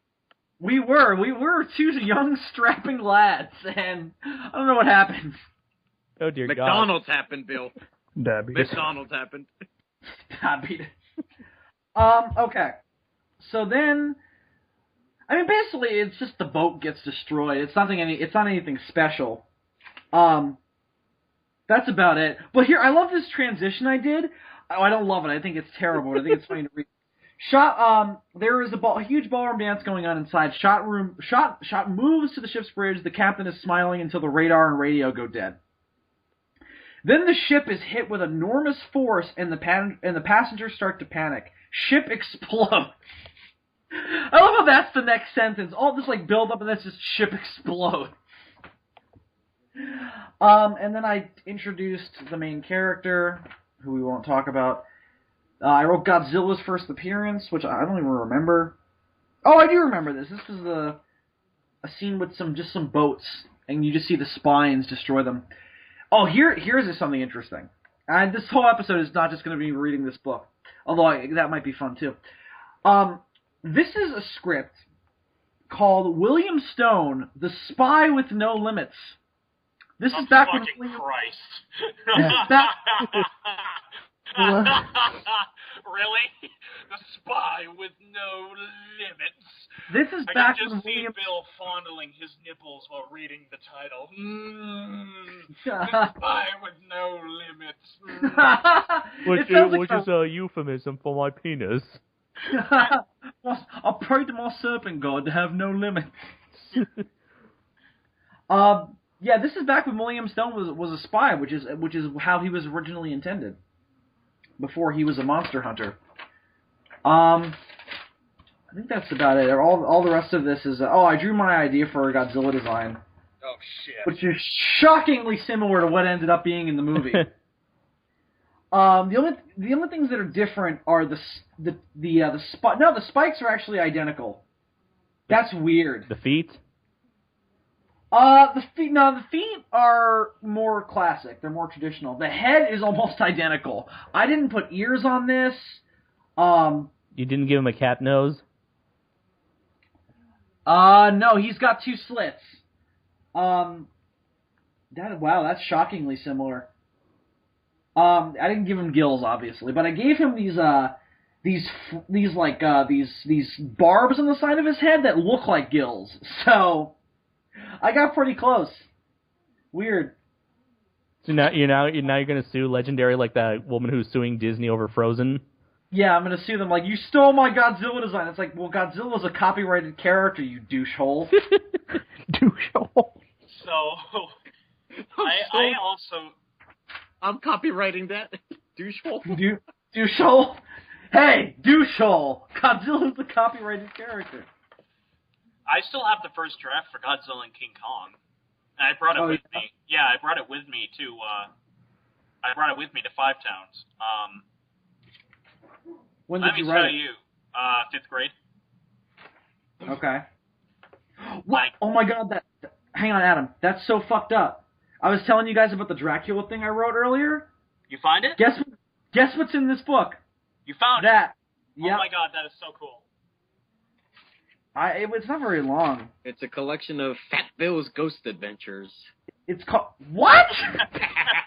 David, I'm copywriting that shit now. The Ghostly Adventures of Fat Bill. The script was called Dracula Rising. It's just a little paragraph, so I'm going to read it quick. Dracula is the Dark Lord of all of Europe. I'm digging the title. He controls... It needs to have a lot of Nazi symbolism. He controls everything and selects who is gifted as a vampire and who won't be. However, he wants more. So Dracula intends to attack his father's domain. Hell, this version is based on some continuities where he's actually the son of the devil. Dracula wants to kill his father and take his throne and rule Earth and Hell, and heaven would follow after. So Dracula forms an army of the undead, dark priests, and gypsies? How is that an army of the undead? And invades Hell through the gate in his... I guess there's a portal to Hell in his castle. I'll tell you what. You know what game I was playing around the time I wrote that? God of Van War. Helsing. Castlevania. No, yeah, Andres got it. God of War. Woo! That was close. I wrote a bunch of... The boss fights included Death, Lucifer, the angels, Michael and Gabriel, Van Helsing, Satan himself, Dracula's mother, I think it was Dracula's brother. Oh yeah, Dracula's brother is Lucifer. And then the weapons were the Tepes Blade, which is literally just a fucking sword. I actually drew all this shit too. No, if you're gonna have a sword called a Tepes Blade, it needs to be more like a lance, because the word, because you know he impaled people. Right. And then you have the Shield of the Forsaken. Ooh. Death Scythe, Battle Axe of Lucifer, the Mace of Heaven, and the Crossbow of Van Helsing. Now, the whole idea was, like, you would steal these weapons off of the bosses, which is exactly what you do in God of War. This seems kind of derivative, I'm not gonna lie. Yeah, a little bit. And then, ironically enough, the next page is Kratos fan art, so, yep, you can see where my mind was. And funny enough, the more recent Castlevania games that starred Dracula go on to kind of copy the formula of God of War. Oh, Dylan, oh, never mind. Cool. I'm pretty sure the working title was God of the Vampires, or God of the... Yeah, that was it. This is some weird shit in here. Oh, wow, the first draft of the Godzilla Gang reboot's in here? That's nice. That's old. That was a long time ago. Yeah, I have a lot of those. I had a drawing. I'm glad I'm not the only one that kept them. I kept them because I kept them to basically kind of remind myself that. I keep them to remind myself that I used to be really, really bad at this. You still are really bad at this, Bill. No, fantastic. No, there's some good ideas in here, actually. Let's reboot it. Let's make it into a movie. Let's make it into a script. What, Dracula Rising? Yes. I also drew my idea for a remake. And then I'll completely change it and just remake the Omega Man with Charlton Heston. And then Alan Moore goes, I'll write Dracula 3, the Return. What's up with that? May I ask what's up with the number 3 and the Return? Because Dylan and I are tired and stupid, and that's what happens. I was just wondering if Watchmen 3 The Return was actually something or not. No, we just came up with that out of nowhere. There's not even a Watchmen 2. I mean, there's I think there's a prequel, yeah. Yeah, there is a prequel. Whatever happened? Before Watchmen. I know before Watchmen came and went, but did it left any sort of lasting impact whatsoever? I mean, no. It seems like people. It's like people forgot that. It's like completely forgotten now. It's like, yeah, that was a thing, and everyone has moved on without giving two shits. Here's why. Because it wasn't bad enough to make fun of, but not good enough to rave about. It was just kind of okay. It was like nobody needed this. It's just like it's weird. I have a couple issues of it. Again, the problem was I was like, this isn't knocking my socks off, but it's not disgusting me either. So I don't know. I also have the first draft of William Stone as a monster hunter in here. You told me about that, Bill, a long time ago. Holy shit! Oh my god, I actually have the original Godzilla Gang script in here. Cool. It's gonna sell for big prices on eBay. Yeah, right? $2. Woo! Oh, there's an alternate script for episode 2. That's nice. Kind of like the alternate scripts that I read to episode 24 of Neon Genesis Evangelion. Oh, this is very cool. Oh, wow. Alright, wow. Anyway. So, yeah. That's my childhood. Sounds pretty sad. Yeah, it was pretty sad and lonely and filled with disappointment. No, I had a good childhood. Andres, do you have news this week? Oh, yeah, I have news. Oh, God. Alright, so let's get into that. Whoa. Let's Unless get any of these has saying that they're making a shot-for-shot remake of the 1971 epic The Omega Man, I don't care. Luckily enough, Alan Moore is going to be writing the Omega Man 3, The Return. The Return, yeah! Oh, Adam, that's so funny you should say that because they're already rebooting I Am Legend. Oh, yeah, that is. Oh, yeah, that's a thing. I did read well, I guess I don't know. Are they basing it specifically on the Will Smith version, or are they just doing the book again? Because if so, that's not a reboot. It's an adaptation. It's a readaptation. I really want to see a good, decent remake. Or I want to see a good, decent adaptation of the book because the book is, though dry, it's phenomenal. I hope that's what they're doing, and not just going like, oh, that Will Smith movie made money, and full of religious symbolism. I'm gonna write it, and instead of zombies or vampires, it's gonna feature my serpent god. A serpent is gonna come down and terrorize Will Smith. Omega Man 3: The Return. The best adaptation of that book that I have seen is by far the Vincent Price movie, The Last Man on Earth. And I do like that movie. I just recently rewatched it, and I still think that is an absolutely gorgeous and phenomenal film. Yeah, I like that movie too. Oh, I love that ending. love that ending so much. Mm-hmm. However, the Omega Man is really fun. Have you watched I Am Omega, the Asylum? Oh, the Asylum version. Actually, really funny. There's an Asylum version. Yep. That's actually more accurate to the book than I Am Legend is. I figured based on the title.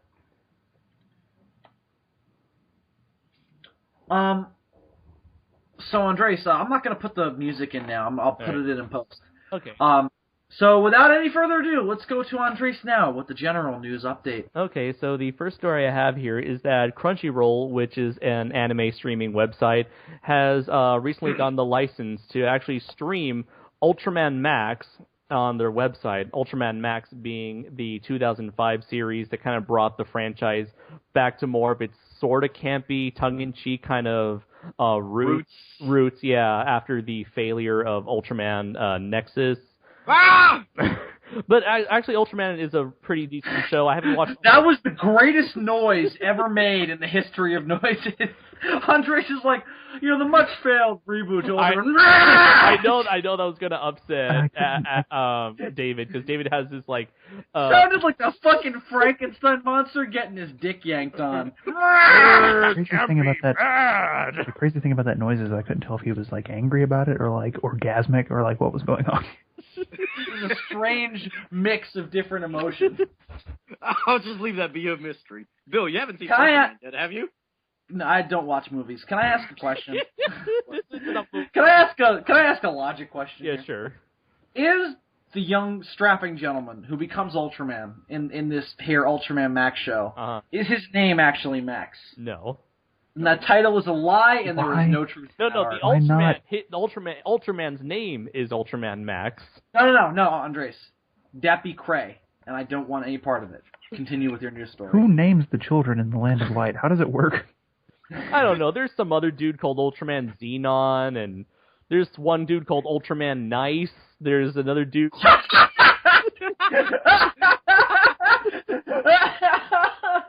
Ultraman Ace, Ultraman Leo, Ultraman Taro. Yeah, Ultraman asshole. His name is a double meaning. He's not only just a complete asshole, but he's also got a giant, like, gaping asshole. It's really weird. That's what Ultraman... You don't want to know where he fires his laser beam. That's when Ultraman started to go off the deep end, was when they started giving him assholes. Bill, there is actually an asshole Ultraman. Wait, in which way? That he has a giant gaping asshole? Or that he is an asshole? He is an asshole. Oh, okay, that's not nearly as interesting to me. Is that Ultraman a ghoul from Ultraman... Gaia? I should have thought of that, but I was actually thinking about Ultraman Belial. That guy. Okay. So yeah, Ultraman Max. It's kind of like it exists in its own. Isn't Belial the one that looks like an Ultraman that got taken over by the Carnage symbiote? Yeah, that's yes. That sounds awesome. Yeah. In fact, David, send Bill a picture of Ultraman Belial. Oh no, I'm too lazy. Yeah, I agree. I'm too lazy to open it. I'll picture it in my. You know what? Here's what we'll do. You describe it, and I'll paint a picture in my head, and I'll inform you on what I see. I did just describe it. It's like. All right, I will describe it in the most perfect way possible. You know how like Carnage or Venom have like this very wide, grinning maw? Okay, wow. Picture that, but it's closed, like a sinister smile with claws. Claws, yeah, but I was gonna go for the eyes. Picture Carnage or Venom's eyes, but like fiery orange, and the rest of the body is black, red, and orange. Here's what I see in my head. I see Jet Jaguar with Freddy Krueger claws. Yeah. That's not far off. And now, Jacob Baker, because I know you're listening. Sir, grab your pen and paper and get ready. All set. Giving you an assignment. Draw Freddy Krueger Jet Jaguar. Draw Bill's interpretation of Belial. I have my Facebook I am thing open with bated breath. So Andres, just draw them to be like Fat Bill. He's just fucking overweight. Wait, so David, I remember I was watching one of your videos once, and I was like half paying attention. No, I'm kidding. As usual. No, yeah, went in one ear, I picked the parts that I liked, and everything else left me. No, I was listening to, I think you were reviewing Ultraman 66 or something, and you were describing, like, oh, that the red parts of him is supposed to be exposed skin. And I was like, what if it's like a fat Ultraman where, like, the skin was hanging out of the side? Well, the red is supposed to be, like... Muscle? Yeah, the muscle. He's got some fucked up skin, then. He's got some, like, major, like, itch problems. So he's supposed to look like the Colossal Titan if the white parts were silver. Yeah. Right. Well, if you look at the design for Ultraman the Next, that's how they were intended, how Ultraman was intended to look like. But oh, okay. That thing haunted my dreams when I watched your review of it. I was like, that thing looks fucked up. If you're like, if I'm in a city and that thing saves my city from a giant, I'd be like, I don't want that to be a thing. Oh, Please leave. Hey, of course. How? Of course, you would judge someone based on his looks. You would probably not enjoy Ultraman Nexus then. My favorite Ultraman show that I highly recommend you to get into before you get into the show era. Well, isn't Nexus kind of like they go back to the whole spandex red and silver thing? Yeah, but the thing is, it takes place in the same continuity as Ultraman the Next, and both Nexus and the other Ultraman, I forgot his name, they both have the same... Ultraman the other. Actually, I think... Ultraman the Next and Ultraman the previous. And then Ultraman the one... Ultraman Noah. Ultraman Noah, there we go, that was the name. Ultraman Noah. That's the shiny, one, right? Yeah, Ultraman and Other Man. He was played by Russell Crowe. Hey, look, is that... Hey, look, it's at a point. Wait, hey, look, is that Ultraman fellow? Oh my god, it's that Ultraman fellow! What, you want Bolton? You want to fight about it? Hang on, so tomorrow, this is just a news thing. From a reliable source, it just says, Russell Crowe will undoubtedly play Ultraman in an upcoming American reboot by Legendary Pictures.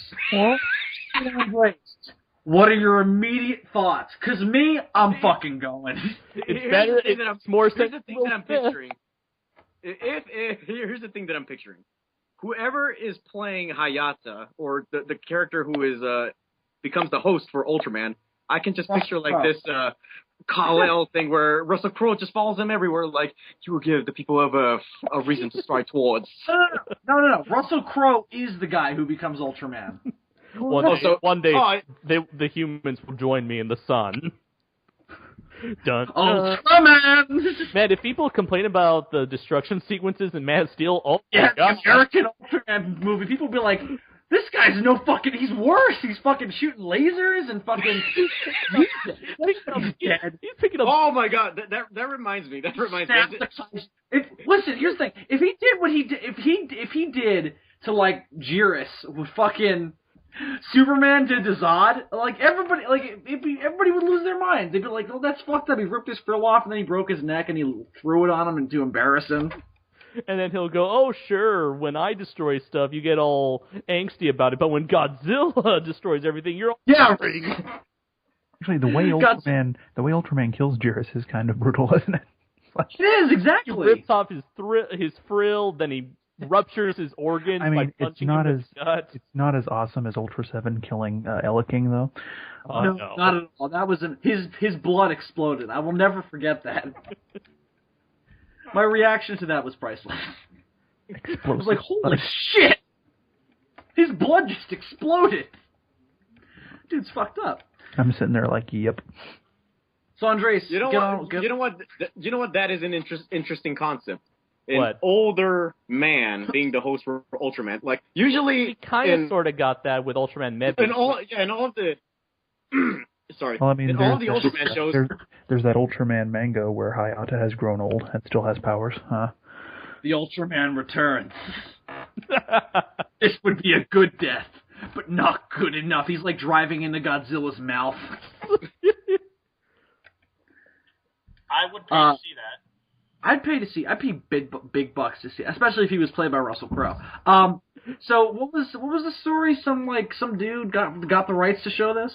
Oh yeah, Crunchyroll is going to stream Ultraman Max. I don't know if it's going to be a dubbed or a subbed version. It's subtitled. I looked it up. It's okay. subtitled. Because this is pretty interesting. Because for a while now, the only Ultraman shows to ever get DVD releases or some sort of streaming has always been the original Ultra 7 and Ultraman Tiga. So this is the very first time we have an Ultraman series that has not previously aired in America to finally get some form of distribution here in America.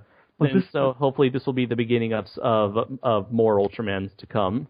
Well, this is what I want. I want like a BBC America, but for Japan. Yeah, like take Sci-Fi Japan. Take their the concepts they have on YouTube, make that a channel. Sci-Fi Japan TV. I'd watch it. I watched it in a heartbeat. Is that it? Yeah. So Ultraman Max, if you haven't gotten into Ultraman, Ultraman Max is a really good show. It kind of captures the spirit of the Showa series, and it was the show that brought back a lot of classic kaijus from the Showa series into the new millennium. And again, it has no continuity with any other show whatsoever, and it even has a couple episodes directed by Shizuke Kaneko, including the first 2 episodes. I need to watch that. I'll watch that shit. Oh, was that you said, Adam? I need to watch it.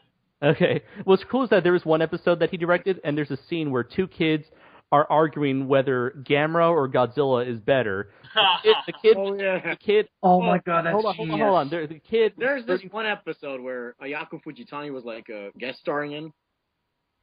You guys don't know who she is. She played the lead girl in Guardian of the Universe. Steven Seagal's daughter! Oh, okay. Oh, Asagi! Yeah. You should have just said Steven Seagal's daughter, and then we would have known who you were talking about. Yeah. Anyways, I like Shizuke Kaneko a lot more because I just recently watched all 3 of the Death Note movies, even though he didn't direct the 3rd one. Right. But the first 2 Death Note movies, I was so impressed with. Oh, so... okay, because it seemed he did a really good job. Yeah. Definitely, Shizuke Kaneko, yeah. He did a fantastic job at adapting that manga. So, as you were saying, David, about the Steven Seagal's daughter? No, I was just saying that she's in one episode in Ultraman. And back to that scene with the 2 boys arguing over what's better, Godzilla and Gamera. The kid who's rooting for Gamera is holding a toy of G3 Gamera, and the boy who's rooting for Godzilla is holding a GMK toy of Godzilla. Oh, that's great. That's fantastic. I love that. Yeah.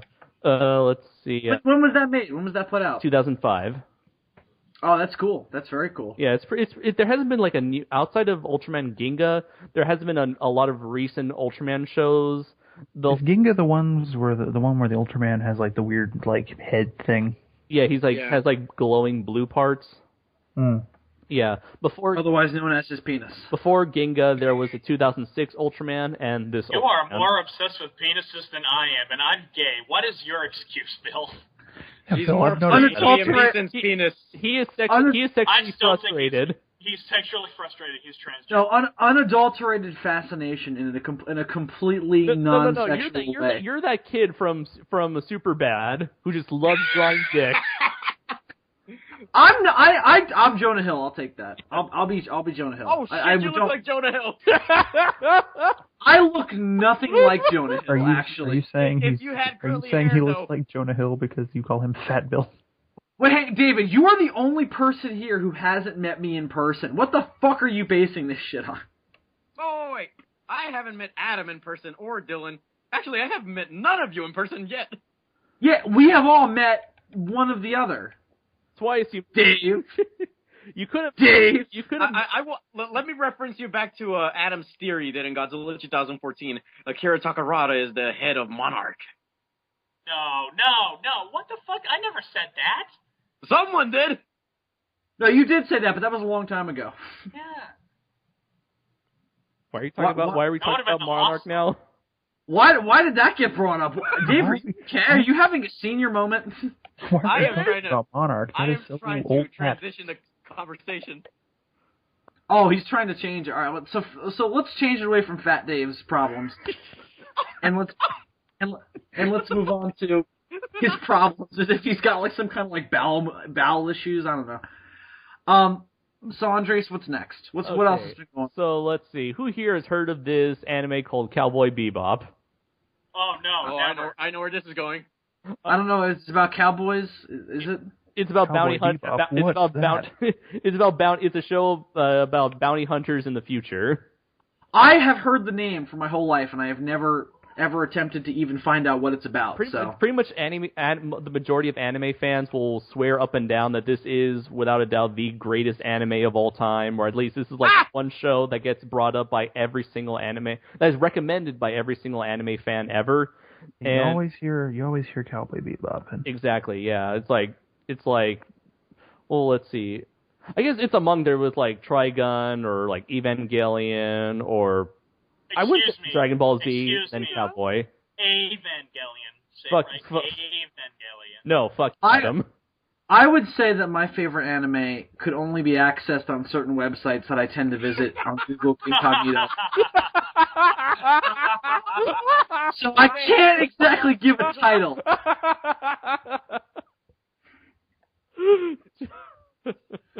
So I can't really give an answer. Good show. I'm going to just theorize which category these animes belong to. No, you don't have to. You're going to ruin the joke. No, you're going to... No, Dave, don't overdo it. Let's stop it there. Well, anyways, Cowboy Bebop was available on DVD, distributed by Bandai. However, Bandai has stopped producing DVDs, and so all their DVDs, especially like Gundam and whatever, have all gone out of print. They're ridiculously high prices, but now Funimation is going to be producing the Cowboy Bebop Blu-ray collections, and it was announced a while ago, but now we have a release date, which is going to be, I believe, December 12th of this year. And there are several limited. There are 2 limited edition. What would you call them? Box sets that have like a whole bunch of fancy schmancy stuff packed in, or there's just the Blu-rays by themselves. So yeah, the Funimation exclusives and the Amazon exclusive box sets are available for a limited time. You can pre-order them while you still can. Again, the release date is December 16th, 2014. You know what anime really needs a Blu-ray treatment? Big O? Evangelion. Evangelion really does. Oh yeah, well, I'd say so. Yeah. In fact, you know how I acquired my copy of the anime? I had to spend close to $60 on Amazon for the limited edition holiday collection. And I spent probably like $30 or $40 on a Malaysian bootleg. The holiday collection. That's because you don't like the show, Andres. Hang on, wait. I just don't want to spend that much money on out-of-print DVDs. Hang on. Let's go back for a second. Oh, hi, Fat Bill. Did you just say the 2012 holiday collection of Evangelion? Did I say 2012? Oh, well, No, it's not. The year means nothing. The holiday collection. Yeah, why is it show? Yeah, it's a holiday collection. Isn't this show like fucked up and like psychedelic and like about people's assholes? I mean, it's like what? Well, here's the thing. So why is there a holiday collection of it? Like it's the Evangelion Christmas special. Well, here's a Christmas special. Santa comes and delivers nothing but sheer pandemonium and death. There is no Evangelion Christmas episode. The box set was a holiday edition. Hang on, I'm not done yet. Hello there, little Shinji. I'm here to offer you your present. Oh boy, what is it? Congratulations. It's a giant robot that's not really a robot that contains the soul of your mother. Oh, hang on. It's the DVD set of Adam's reviews. On Blu-ray, he's like, "Where's your?" That would be trippy if Shinji got for Christmas. Blu-ray, little Shinji? You failed. Anyway, I'm sorry, Dave. Go ahead and continue. So, I forgot what I had a point, and I forgot it. What was it? What was this holiday collection? Why did they decide? Okay. Now I remember. Oh, Christmas Evangelion. I remember now. Okay. God damn it. The company that distributed the basically a majority of animes during the 90s, ADV Films, who brought us Destroy All Monsters and Gamera Guardian of the Universe. They were greedy bastards. So to make a quick buck off of Evangelion, they put out like this quote-unquote holiday edition, which was basically a box set, even though there was already like a complete box set released prior. And this one at the time was like around 160 to 180 bucks. It was so overpriced that no one bought it, so I just so happened to got it at a reasonable price on Amazon years after they released it. I just don't fucking understand how the fuck the English fucking people that worked on that fucking show think the rest of the show is complete and total horseshit, except for the last 2 episodes. Because they really want to sell their product? When everybody else what the fuck? Everybody else in the world has the opposite opinion. Unlike me, I have no opinion. Isn't it true that like the English voice actress for Asuka is like obsessed with that character? Oh yeah. There's actually a special feature on the set I have. There is. Oh my god, there is. It is. Oh my god, her house is full of Asuka merchandise. It is so creepy. It is so creepy. Half of them she didn't even buy herself. Fans just gave them to her for free. Here's the thing. I'll never understand why Asuka has the fan base that she has. I will never understand why Rey. I actually kind of understand why Rey does, but at the same time I don't. I don't understand why any of the characters in this show really have such a big fan base, because they all fucking suck. Yeah. I mean, I love the show to death, but I mean, they do. They all suck. What about Gendo? He's a badass. He deserves a fan base. I do love Gendo. I do love Gendo. I like Misato, as King Ghidorah's roar as a ringtone is automatically A+ character. That's a rebuild films. I don't know. I like turtles. Actually, you know what? I was actually honestly thinking about doing, because I've been asked now that I'm getting done doing congratulations, what are you going to do about the rebuild films? Mm-hmm. Right now I'm telling them that I'm waiting for 4.0 to come out. So that you can finally... it's going to be a long wait. Yeah. And then you can do rebuild of congratulations. That's what I was going to do. I was going to call it rebuild of congratulations with new characters. Andres, Dylan, and Dave. I wanted to have you guys on it like a chat for each film. Okay. So finally. And I was going to say that we could call it Rebuild a Congratulations with new characters. I was just a disembodied voice in the old show. because more makes everything better, right? We don't add much to the characters, but when we're on screen, we make it all really awesome. Let me just say that Andres had some torture disgusting Adam feelings. in person. What? Let me just say that Andres had some questionable feelings regarding the new character Mari. I like Mari. I think she's useless. I think she's awesome. She's kind of like she is awesome. She's kind of like a female representation of a super robot pilot from the 70s, where it's like she's kind of has that hot-blooded. I'm going to go out there and kick ass. Yeah. Is this Glasses chick? Yeah, this is Glasses chick. The chick with the glasses, who I think is completely... Ooh, she's got glasses? I mean, she's immediately my favorite character. She is completely fucking useless in the show. I think she's meant to be a background character made to... She feels like a DLC. She feels like a DLC.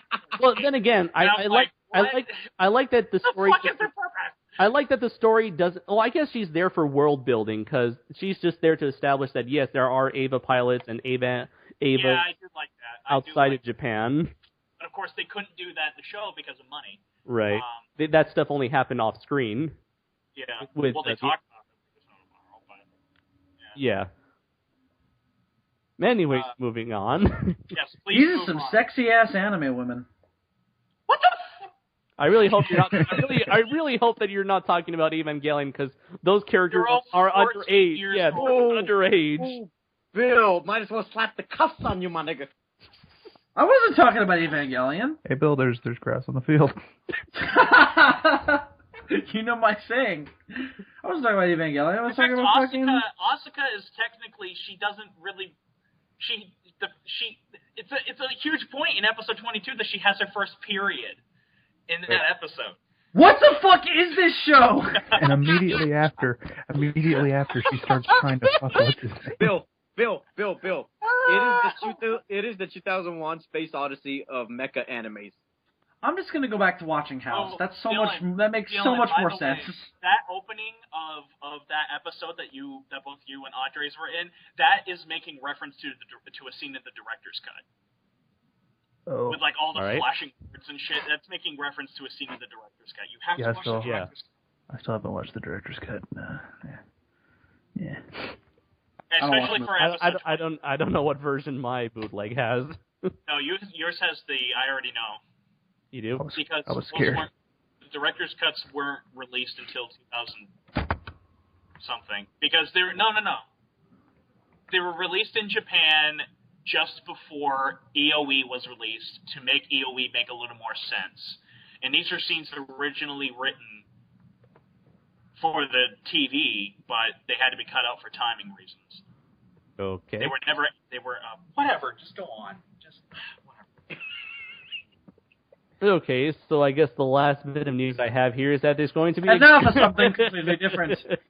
There's going to be a Guardians of the Galaxy animated series for Disney XD. Why am I not surprised? I will probably not watch it because I don't watch TV. Is the theme song going to be Hooked on a Feeling? The theme song's going to be Hooked on a Feeling, isn't it? That's all it could be. I mean, what else are you going to do? Well, it's really strange.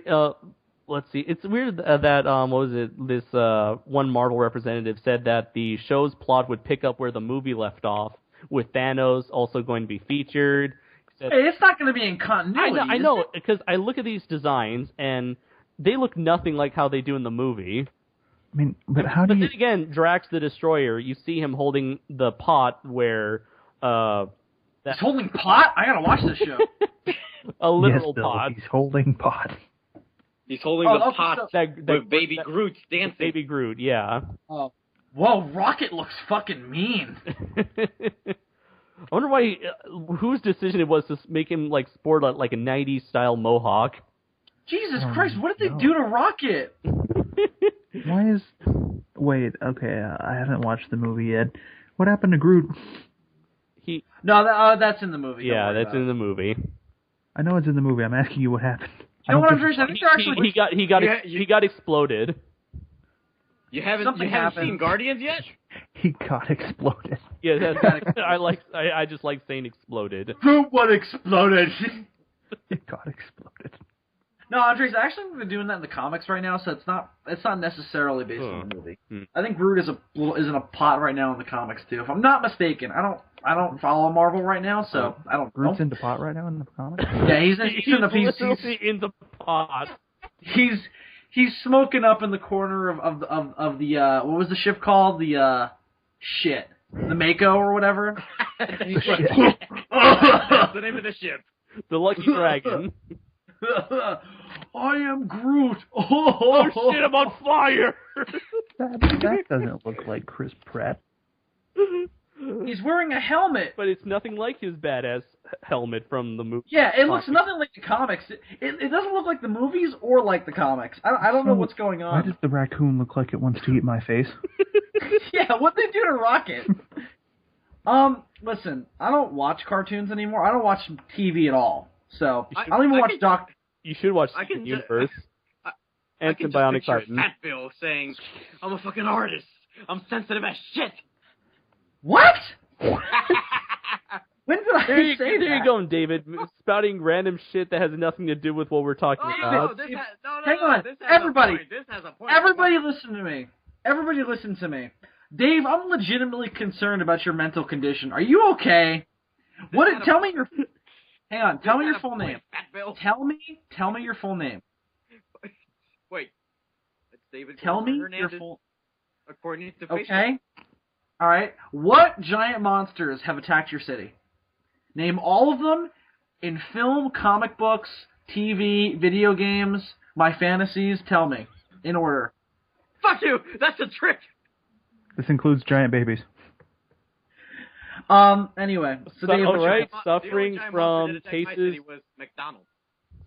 from cases of dementia and paranoia, alright? David was sent to a psychiatric hospital in northern Nevada. Anyways, he keeps referring to himself as Gorzard. I believe we've lost him. I believe we've lost him. Have you seen my serpent god? Every now and then we go there and we go there with a fish and we throw it into the little terrarium. It's wrapped in a newspaper. What I get? I love you, Dave. One tear. I put my Indian headdress back on and leave. What I get the funny? That was like 3 references in one. Anyway. What I get the funny feeling that Bill is going to grow out mutton chops and just attend. That has nothing to do with what we're talking about. What? Oh, I thought it did. Bill, no! Point. I can barely grow facial hair as it is. Why am I growing mutton chops? What am I, an 1800s fucking lodger or some shit? I don't know, but you're going to have a partner to just randomly ask, we wouldn't happen to have any silver bullets, would we? What does it have to do with what we're talking about? I thought it had a point. Bill said so. Hang on. Say has a point.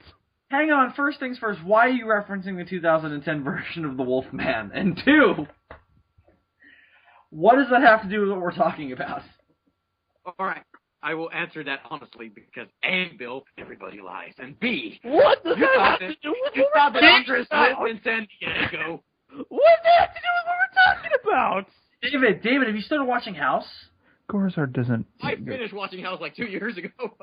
Oh, you've seen it all? Yeah, I've seen it all. I just since it's back on Netflix, I just like, well, fuck it, I'll watch it again. So what's your take on the finale? It was all right. It was I thought it was disappointing. Gorzard, what was worse, the finale to House or the finale to How I Met Your Mother? Oh, do you even need to ask? Well, I haven't seen either, so yes, I do need to ask. For the record, they leave as much of a gaping plot hole in the How I Met Your Mother finale as they did in the House finale. Bill, they left a major plot hole in that show, just like they did in How I Met Fat Bill. Can you wait? Is that your new sitcom? Because I won't star in it. That's a future sitcom, by the way. Can you explain what David writes like this Frasier long like fucking sitcom about like me and him living in Nevada. Struggling as aspiring writers. He for some reason adds in gay undertones. It's really weird. And we never find out how he met you. Well, you just have to listen to the podcast. Andres, let me tell you the time of how I met Bill. Well, Bill, the theme, the main theme that drives the show will be about beavers. What kind of beavers are we talking about now? Working beavers. And it just so happens that coincidentally, the beavers inside your head are not working. What? Oh, that's great. Fantastic. Working beavers? Working beavers, and they're not working for Bill. Beavers don't work for me ever. It's really sad. Fuck her right in the pussy. Fuck her right in the pussy. That's your solution to everything, Dylan. If you want to really impress me, here's what you do. You have to do that, but you somehow have to do it in print media. What? Fuck her right in the pussy? Yeah, like you have to. You know how like you'll interrupt the news report and just go fuck her right in the pussy. You have to do that, but in a written article. Okay, here's if what you do. If you can figure out a way to do that, then I will respect you for life. You replace the person who is writing the article. You replace their paper with paper that has "fuck her right in the pussy" as a watermark. Just right across the front page. Fuck her right in the pussy. That's how you accomplish that, good sir. Oh, Dylan, that's great. Let's do it. Next time you come up here for GFAS, we're doing it. We're going to find somebody who's writing an article. GFAS. New York. Bill. New York. GFAS. New York Times. We're going to put it in New York Times. Fuck her right in the pussy. Fuck her right in the pussy. G-Fest. It's a festival of G's. I heard G-Fast. Are you trying to say break fast? That's because you're just at McDonald's and everything that you do is fast. You guys do Fast and shitty. How about that, Dave? How does that make you feel? The fast and the shittiest. Here's the thing. If we wanted to never get to come to G-Fest for a third time, we could just run around the convention yelling, "Fuck her right in the pussy." Yeah, that would be a way to get kicked out. I don't know why we would do that. I would say we run across the street and do it at a local Denny's. That's what I would say. we go to a panel and it's like, does anybody have any questions for Gareth Edwards? And stand up. Yes, I do. Gareth Edwards. Yes, Gareth Edwards. What the fuck are you doing here? Mr. Edwards. Mr. Edwards, I have a question. Yeah, what is your question, young man? Fuck her right in the pussy. That's not a question. That's a declarative statement. Oh yeah? Well, fuck her right in the pussy. Just run out. Whose pussy are you referring to, young Pretty sure man? he'd probably be thinking Elizabeth Olsen. Oh, snap. Oh, my. Oh, my. Is Gareth Edwards married? Hell no. Is there a Mrs. Edwards? Is this gonna end up like that director of, what was that Snow White movie? Oh, God. What Snow White movie? What are we talking about? Yeah, instead of fucking her future brother, she's fucking her director. That's it. What? No, well, you know why Kate Capshaw is in Indiana Jones 2, right? Yeah, we know why Kate Capshaw is in Temple of Doom. Oh, do we ever? I love the story that Spielberg tells too. Here's how he tells the story. I fucked her right in the pussy. I fucked her right in the pussy. No. So I met this girl at the bar, and I fucked her right in the pussy, and then we. That is a terrible Spielberg impression. You have to get really close, and you have to speak fast, but also slowly. It's difficult. You have to master it. It takes time. I don't do impressions. I just sort of make voices. Dylan, shut the fuck up as I'm mastering. Kind of like what South Park does. They just sort of do voices, and that's the voice now. Hang on. Listen, I'm trying to tell a story. And so I brought her up to Harris. I brought up a couple tapes to Harrison's house, and I said to him, "I only want to show you one film, just one audition." And I showed her Kate's audition, and he said, that's the one. And then we cast her. And my thought was, well, no, he said that because that's the only one you showed him. He was saying, that's the one. That's the one you showed me. You didn't give me any options. That's why Kate Capshaw is in Indiana Jones 2. He said that's the one, and then I thought, good, I'll fuck her right in the pussy. Wait, did he have sex? Oh, he's married to her. Really? Yeah, that's his current wife, I think. Unless I'm stupid, which is unless true. They got divorced and he married someone else, yeah. And the reason why we previously brought up Snow White was because the director of Snow White and the Huntsman was having an affair with the what's her name, that Twilight girl. Kristen Stewart. Why? Why would you even? While she was still married and had kids. Snow White and the Huntsman of Pussy. That's what that movie should have been called. You know what I'm saying, guys? Oh yeah, he's still married to Kate Capshaw. Oh, he's still? Yeah. Oh. Yeah. He fucked her right in the pussy. He has to stay married to her. Yeah, those are the rules. Those are the rules. That's the rules of marriage, according to most courts. And then pretty much every single Twilight fan lost their shit with Kristen Stewart basically cheating on that Twilight boy. Here is the biggest problem with Snow White and the Huntsman. I haven't seen it, so I don't care. In order for the movie to work, you have to buy into the fact that Kristen Stewart is hotter than Charlize Theron. And that is a problem. No. That is a problem. I can never believe a single universe where that is the case. She is so smoking hot in that movie. And Kristen Stewart is just so bland. I don't care about the creatures. I don't care about Thor with an axe. That's fine. It's the sheer concept of me believing that fucking hot-ass Charlize Theron is threatened by the beauty of Kristen Stewart. It's like, what the fuck, man? What is wrong with you? And with that being said, I'm going to go jerk off to Charlize Theron. Good night, everybody.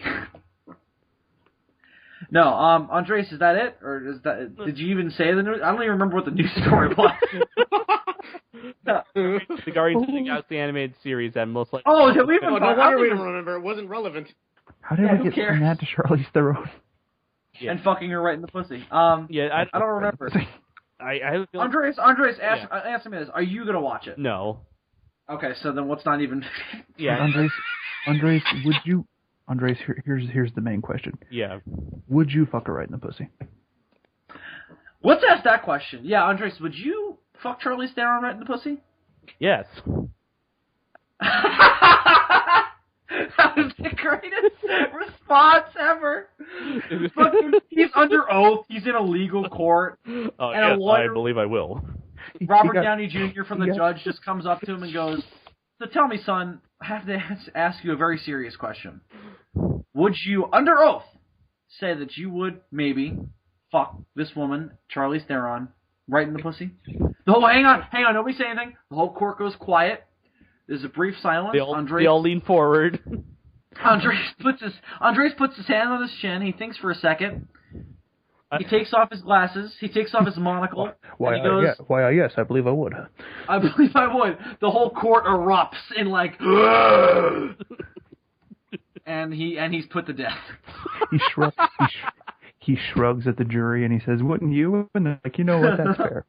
It's a living. I like the way you think. You got moxie, kid.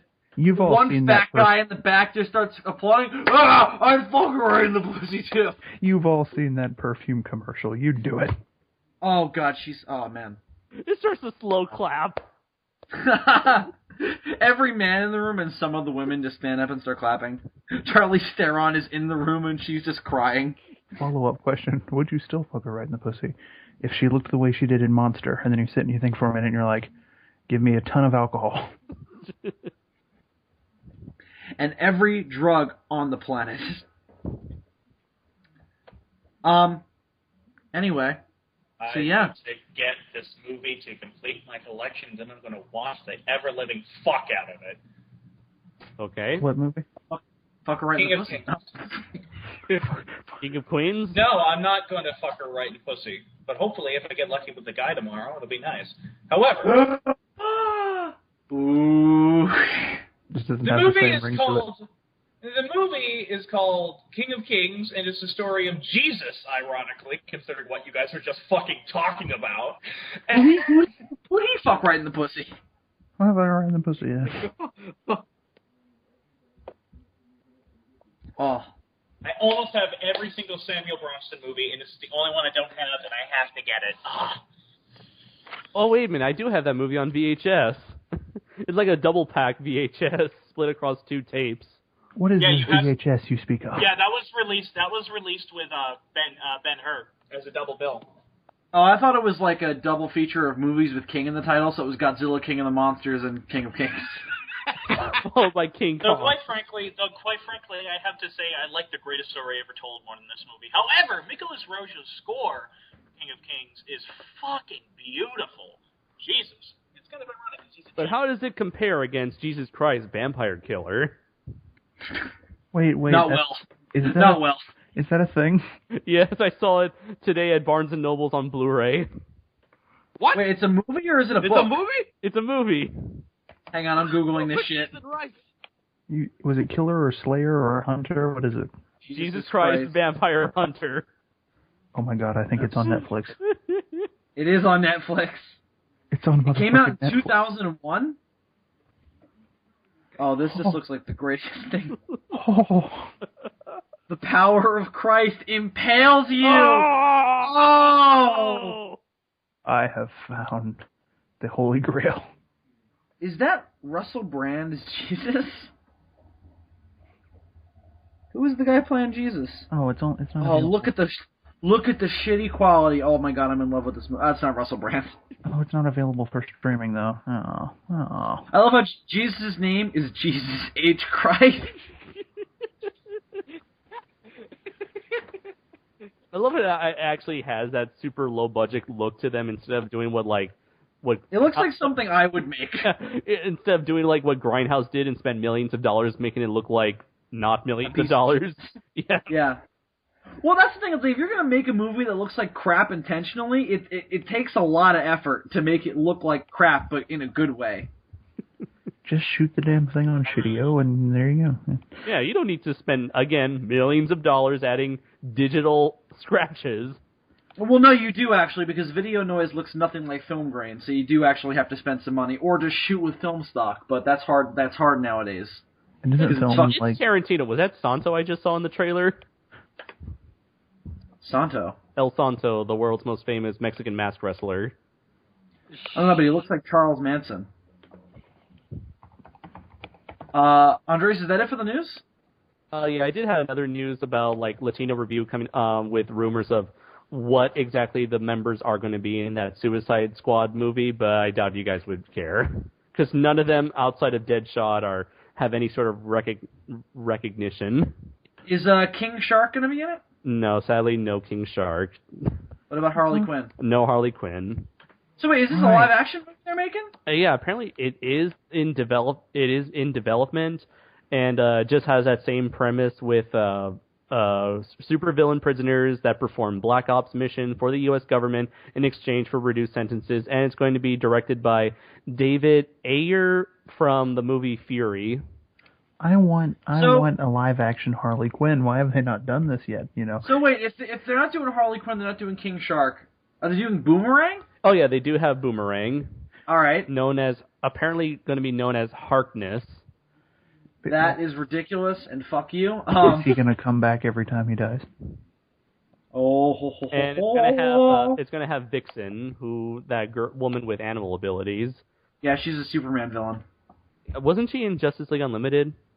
Yes, she was. Oh, wait a minute. Here's why I fucked that up. She dated the Green Lantern for a while. Let me tell you why I fucked that up. When I was a young lad, I watched a little show called Superman, Lois and Clark: The New Adventures of Superman. Oh, don't do that. And in that show, they did two things. They did a couple of comic book villains. They did all the mainstays. They did Lex. They did Metallo. They did a kind of sort of General Zod, but he wasn't called General Zod. They did all the big ones. They did Toymaster. They did Toyman. They did fucking Mr. Mix-a-Lot, like all the big mainstays. But then they ran out, and they had to take DC heroes and put them into their show. I mean, DC villains and put them into the show, but they were like, well, we can't make this goofy and family-friendly, so we have to make it stupid. So they did Deathstroke in the show.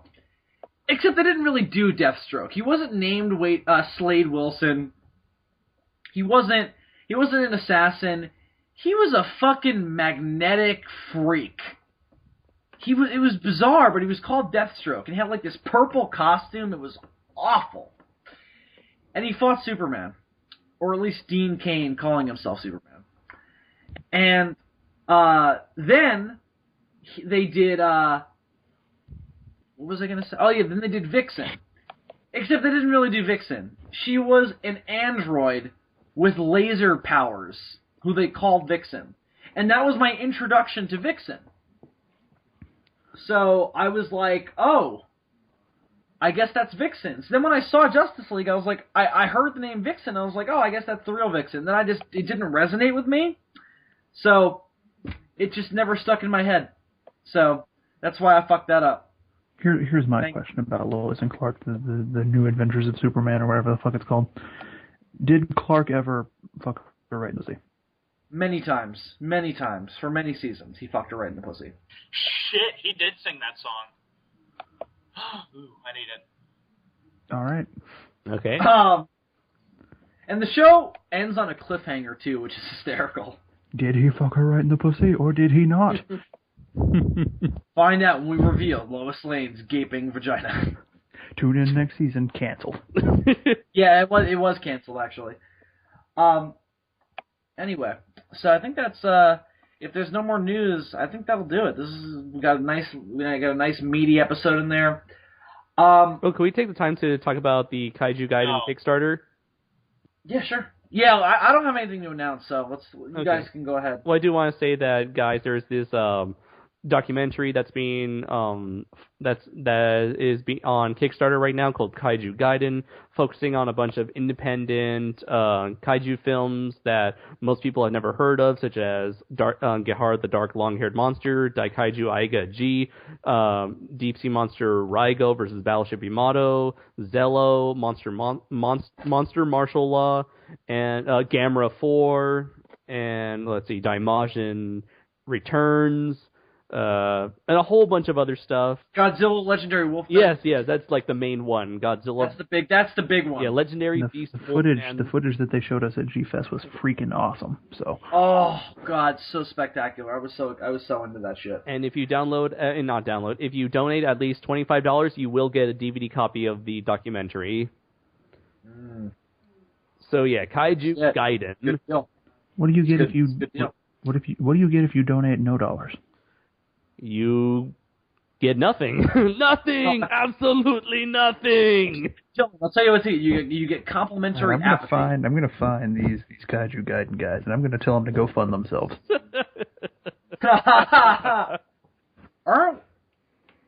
I talked to one of the dudes at Length at G-Fest. He's a cool dude.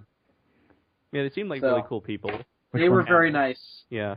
There was like a younger guy, and then there was like a younger guy, and then there was like the older guy. The older guy, the guy who started it. And then there was the director of Gamera 4. It was funny because I was talking to him. Yeah. And I was telling him, I'm a big fan of 62 Godzilla, so I really want to see this movie because it's got the design in it. And he had a little 62 Godzilla on the count on his table. Mm-hmm.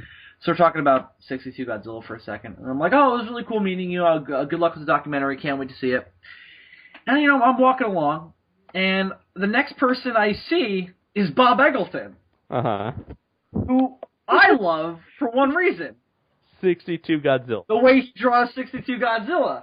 And then you went up to him and say, Bob Eggleton, I'm not going to buy any of your prints, but will you sign my ass? My ass. Bob, I'm not going to buy any of your prints, but will you sign these magazines that have your artwork on them that I bought from the other guy? Also, will you sign my asshole. Asshole. And then you can sign my ass. Hey, Bob Eggleton, will you sign my ass? And in case any you of you sign around the ring piece. For all one of you who wondered where that running gag came from, that's the situation that inspired it. Actually, it's not. I was re-listening to those recently. Dylan came up with that before we even got to G-Fest. Really? Sign my ass joke? Sign my ass. That's from the Road Trip podcast, the one we did on the road grinding. We just applied it to Bob Eggleton when we were it got married to Bob Eggleton. It was Andres, you remember the time that we were coming back up the staircase to our room and we were just busting out in hysterics and like scaring everyone in the hotel? Yeah, I thought were we just making Don Was this Price? when I fell? Yeah. Was this when I fell on the top of the stairs and was just rolling? It was during that conversation that I applied sign my ass to Bob Eggleton. Oh, yeah, because we bumped into him, and I was like, hey, Bob. You signed my ass. At least you signed my ass. Yo, Bobby E! Will you sign my ass? Bobby E and Eddie G. Imagine Bill going like, oh, hi, Bob. Oh, hi, Bob.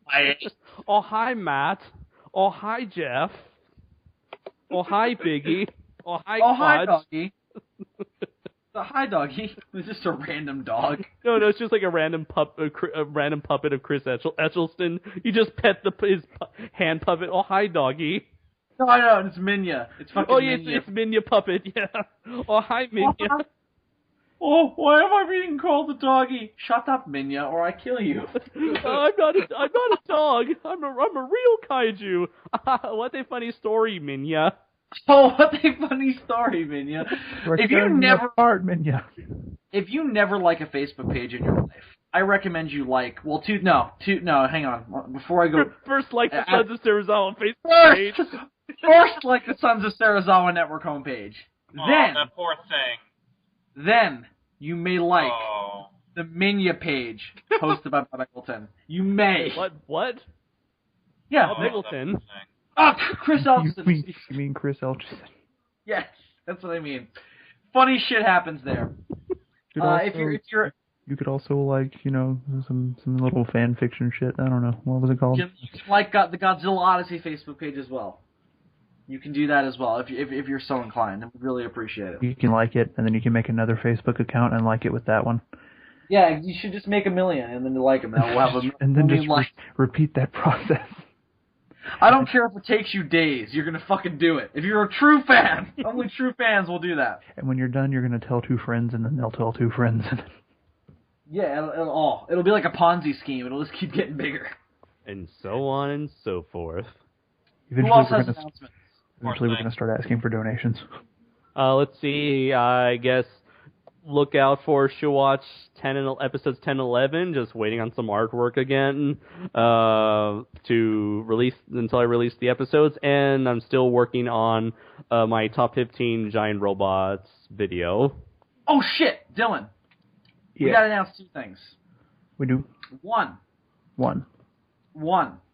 We didn't put up DFOS this week, but for a very specific reason. We didn't have the time to do it because we did another video. Dylan, take it away. Oh, yes. Well, as some of you, like 5, may remember, last year Bill and I did a series of videos in which we reviewed all of the DBZ animated films. And so, with the recent release on video of the latest Dragon Ball Z animated movie, Battle of Gods, we, of course, had to do an addendum to that series. And so we recorded a review for that. That will be going up sometime in the near future after I post the new episode of Kaiju Spotlight. It's actually finished, people. And it is awesome. It's fantastic. I'm in love with it. Making a few changes to that in post, and then that will be released for public consumption. That's public consumption.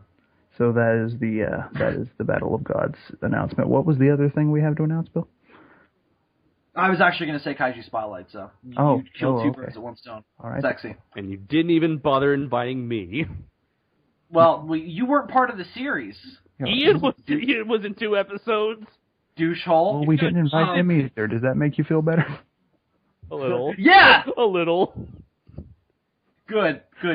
He's satisfied by somebody else getting left out. That's you had the privilege of commentating on Dragon Ball Evolution. Yeah, you had the good fortune to sit next to 2 icons of your YouTube fandom and watch Dragon Ball Evolution. Oh, be satisfied with that. Oh, we have the 1-year anniversary special of DFOS coming up within the month. SOS announcement. We have the Halloween special coming up next episode. Return of the Sun Bears.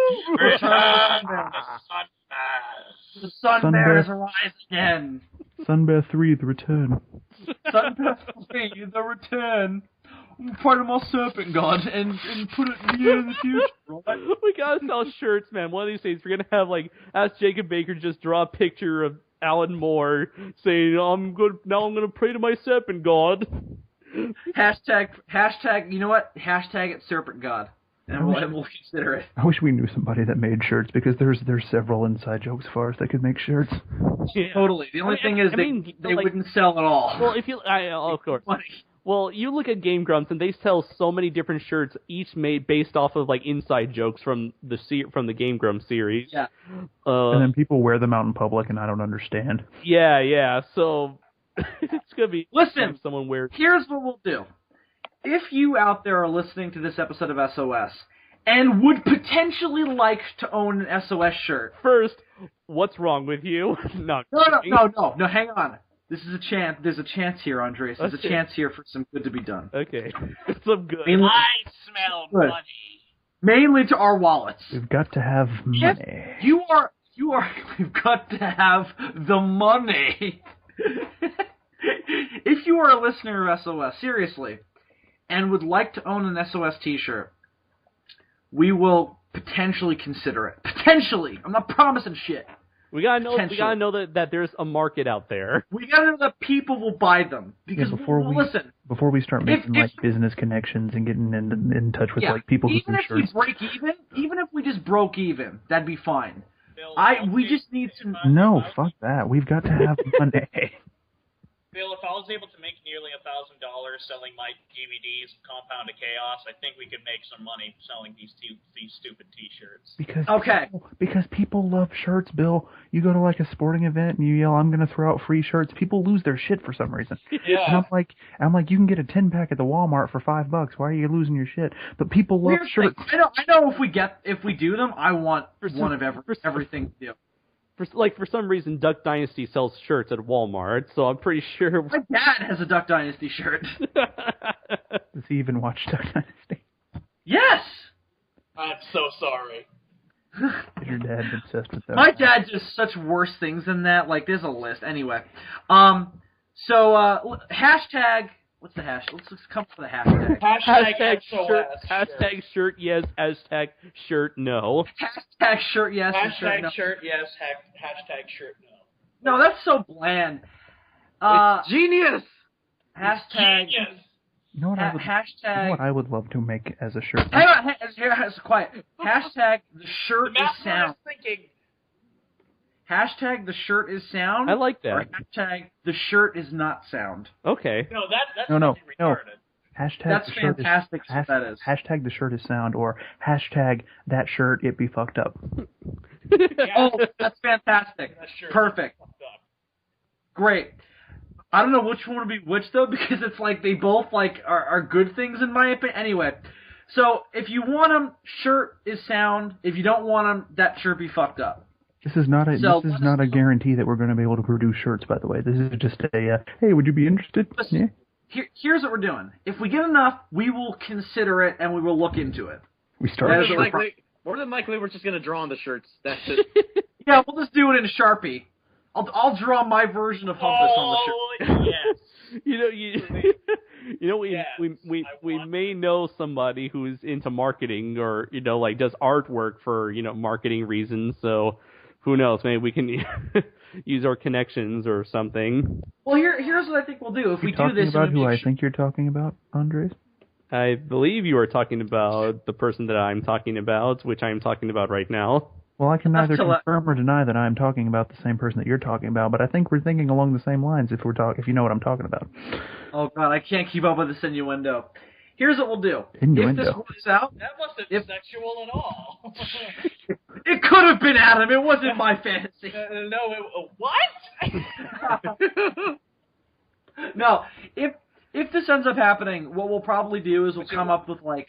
Bill's lazy, and Bill doesn't. Yeah, it's very true, but Bill is a lazy fat fuck. It's true. It's sadly true. I wish I could get that picture asshole and his penis.